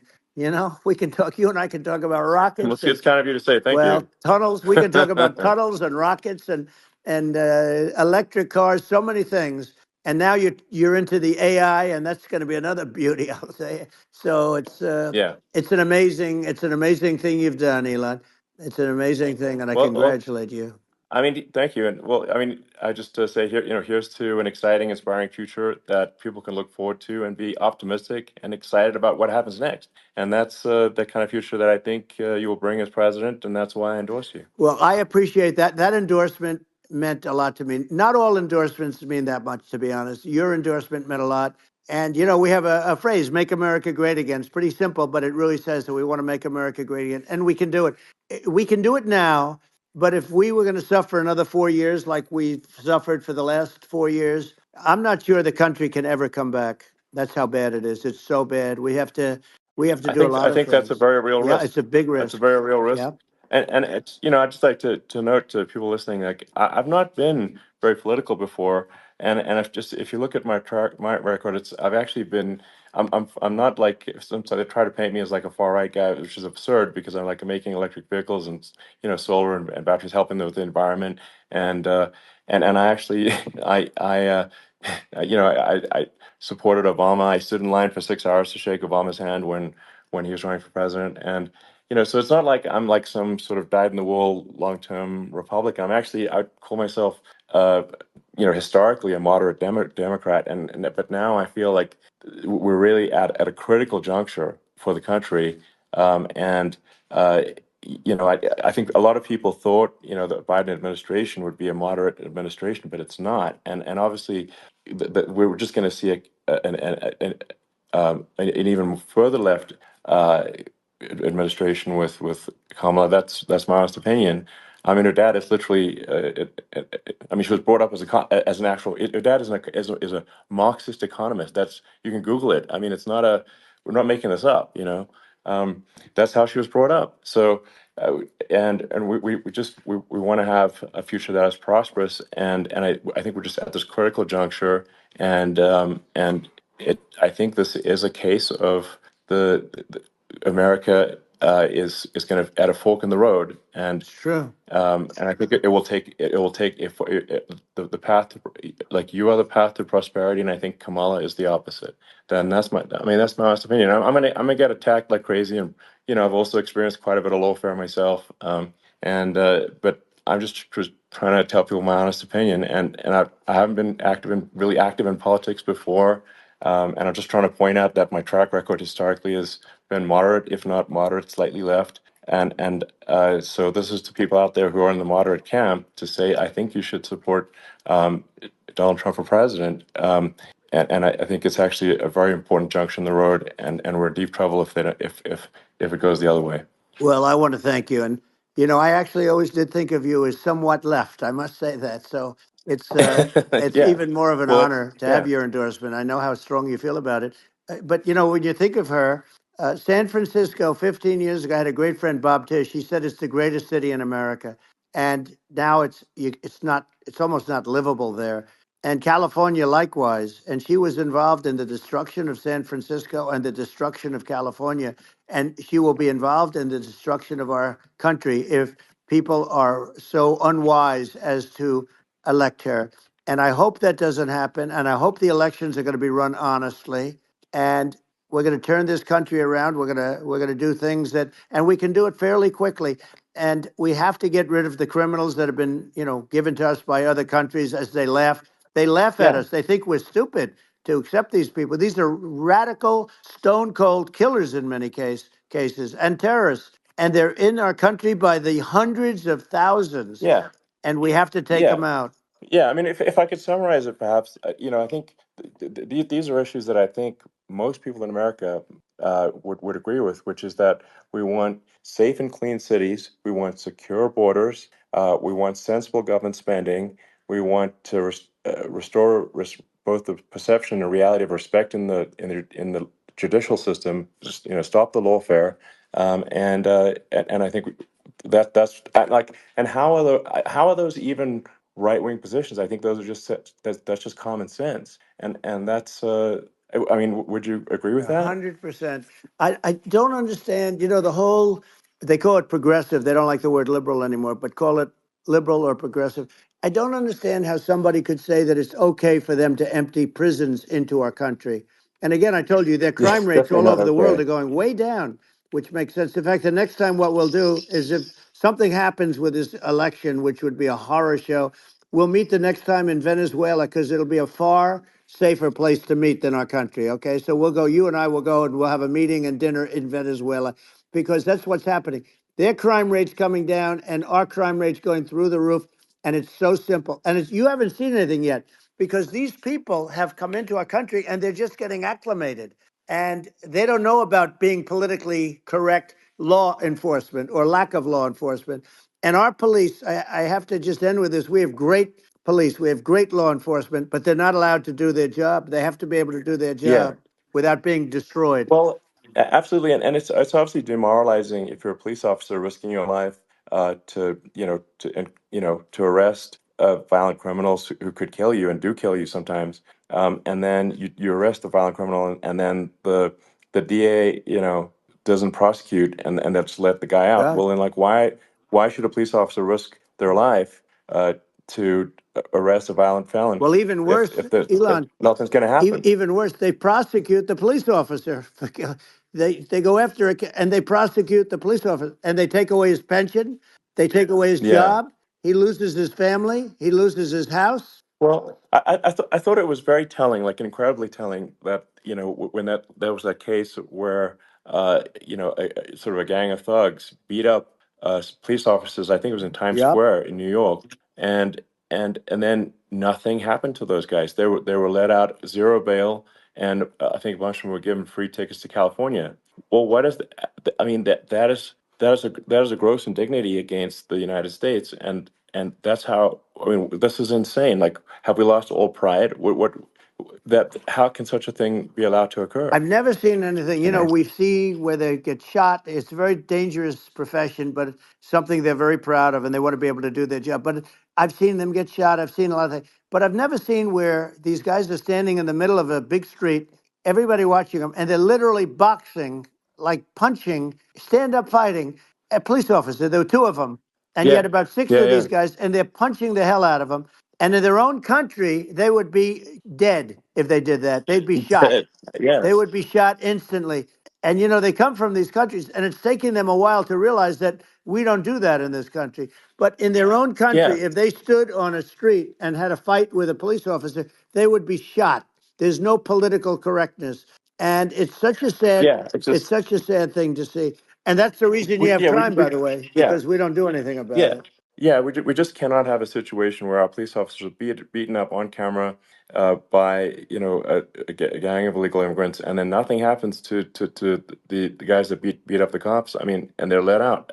This is Well, we're going to unacceptable. change it, Um, and we're going to get them out of the country. When I first got involved, they said you couldn't get them back to these countries. You couldn't take them back. In the case of Guatemala, Honduras, El Salvador, some others, you couldn't get them back. And I said, really? Oh, you can't get them back because under Obama, he couldn't get them back. They'd fly them in, and they'd put planes on the runways in these countries, so you couldn't land the plane. They'd bring them back. And the generals told me, sir, we can't bring them back. The countries won't accept MS-13 gang members. They won't accept them. And I said, really, how much do we pay these various countries in terms of economic aid, which is also somewhat ridiculous? And the answer was $750 million. I said, good. Tell them they're in default. They're delinquent. We're not paying them anymore because they won't accept yeah, their. it's And you know what happened? They all called me, yeah, every one yeah, of them. They said, we would be honored to take them back, sir. We would be honored. It was so easy. But it's one of those things. And we got it back. We took in so many, the MS-13 is probably yeah, the worst gangs in the world. They're the most vicious, violent. We took them out of here by the thousands and got them out of here. And their countries took them back. And because I said, you're not getting any more economic aid. And once I said that, they were nice. They wouldn't take them back for yeah, Obama. They yeah. wouldn't take them back for anybody. And now we have a problem because we have this guy, and they don't take him back anymore with Biden because they don't respect him. Yeah, yeah. It's just gotta be done. We just can't have uh, you know, whether they're citizens or not citizens. We can't have, because they won't prosecute citizens either, not just illegals. So that if it's you can't have violent, repeat violent offenders that are not that don't get That's incarcerated, right. because they will obviously, by definition, continue to hurt people. And I think where part of this comes from is that there's and I do sort of consider myself liberal in some ways. I mean, it's just that you want to have empathy for Right. people. Obviously, you want to have empathy for people. I totally agree with that. You want to have empathy, but you also have to have empathy for the victims of the criminals. And if you just have empathy for the criminals, it's actually shallow empathy. It's not real. You're not thinking. You're one layer deep empathy. You got to say, like, what if you don't incarcerate this person? Who are they going to uh, hurt? Who are they might kill someone. They might rape someone. If you don't incarcerate them, you have to have empathy for the victims. And there's a lack of empathy for the victims of the criminals, and too much empathy for the criminals. It doesn't make sense. That's why you want to have deep empathy for society as a whole, not shallow empathy for That's right. criminals. And we have to give our police officers the dignity and the respect that they deserve. And we have to let them do their job. They can do a great job, but we have to let them do their job. And if we don't do that, it's going to all disappear. There's never been a society like this where you're allowed to do anything you want and nothing happens. And I'm talking about violent crime. And it's going to get more violent because these are really, really violent people, and we're going to get them out of our country, and we're going to get them back to where, because they were sent here by the presidents and by the various people that run those countries, and I know every one of those guys, and they're smart people, and they're streetwise people, and they really think that the USA is stupid. They think we're run by stupid people, and they happen to be right. But when I was there, we had no problem. We got them out. We took out thousands of MS-13 gang members. We brought them back. And now, again, it's the same old story. We don't do it. And they actually gave them a big increase in aid. They raised it up to billions of dollars, and they get nothing for it. So it's. I hope everybody's going to vote for Trump, and we're going to get this country straight. And Yeah. I didn't need this. I, I'm I, like you. I didn't need this. I had a very nice yeah. life. I didn't need to go Yeah. through Yeah. court systems and go through all the other stuff and run at the Sure. same time. I have to run. I have to go through fake trials with, in some cases, corrupt judges, totally corrupt judges. I didn't need it. I had a nice life. I have great locations. I have beautiful oceans that I have places. This was, but I felt it was important. And if I had to do it over again, you probably think I'm crazy for doing it, actually. But if I had to do it over again, I would have done it over again, because this is so much more important than me or my life. We're going to save this country. This country is going down. And these people are bad people that we're running against, and they're liars. They make statements. They do things that are so bad. They say they're going to make a strong border. They say they've been great on the border, and they've been the worst in history. They say they're Yeah, going to it's stop horrible. Like crime, the and facts speak for themselves. The it's so facts incredible. speak for themselves. Like it's gotten to the point where people just don't even bother reporting crime in a lot of That's cities right. because they know nothing is going to happen. Um, that's what I hear anecdotally from people all the time. So it's just my values. I'm just saying to people out there, like the things I think are important for the future is, like, we've got to have safe cities, we've got to have secure borders, we've got to have sensible spending, and we've got to have deregulation, and Right. so we can have a prosperous future. And then we want to have some exciting, sort of moonshot projects that people can get fired up about. And that's the future I'm looking for. And I'm pro environment, but I'm not against. I'm not like I don't think we should vilify the oil and gas industry, because they're keeping civilization going right now. And but I do think we want to move, at a reasonable speed towards a sustainable energy economy. Those are my values, and I think, and so, I mean, that's why I'm supporting you for president. Well, I So appreciate it. We're going to give incentive to companies to come into our country, not to leave our country. We're going to be giving tremendous incentives. We want companies to build here, not to build in other locations. And we want to create jobs. And again, it's about the American dream. You don't hear about the American dream anymore, Elon. You don't hear. You're the American dream in the truest sense. but you don't hear about the American dream anymore, and you're going to hear about it. People, they need that incentive to go out Yeah. and do it, and they're going to love their lives. I mean, they're going to look forward to getting up in the morning and going to a job that they love, not a job that they can't stand, or not any job at all where they have no money, where they Yeah. literally have no money, and then they end up with violence and lots of other problems. No, we're Yeah. going to do some great things, and I learned a lot in the first. We had a great economy and all of that. We rebuilt the military. We did so much, but I also learned, and I also learned the best people. I learned the good people, the smart people, the dumb people, the people that can do things. The people, you learn. When I first came in, I tell people I was in Washington D.C. only 17 times, according to the fake news media. I was in 17 times. I never stayed over. And you don't know people. You rely on other people to give you names, and then you realize the people you relied on weren't so good. Now we had great people, but we also had some where I wouldn't have, used them had I known. Now I Yeah. know everybody, and I think we're going to really turn things around fast. We have no choice, otherwise we're not going to have a country. And I really appreciate this. Has been, to me, it's been a lot of fun being with you. You're an amazing guy. You've done an incredible job and a great inspiration to people. A great inspiration, and I hope you keep going and just continue to do well. And we're going to have a big election coming up, and I think November 5th will be the most important day in the history of our country. I think that election will be the most important election, and I think it'll end up being maybe the most important day in the history of our country, because if Yeah. we don't win, I just feel so sorry for everybody.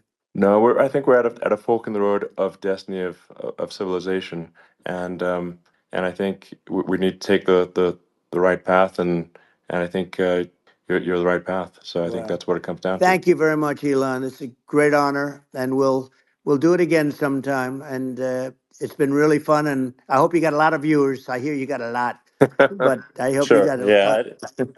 I know you got a lot of them. So I appreciate it. I'll see you soon. All right. Sounds good. Thank you. Thank you, Elon. Thank you very much. Bye.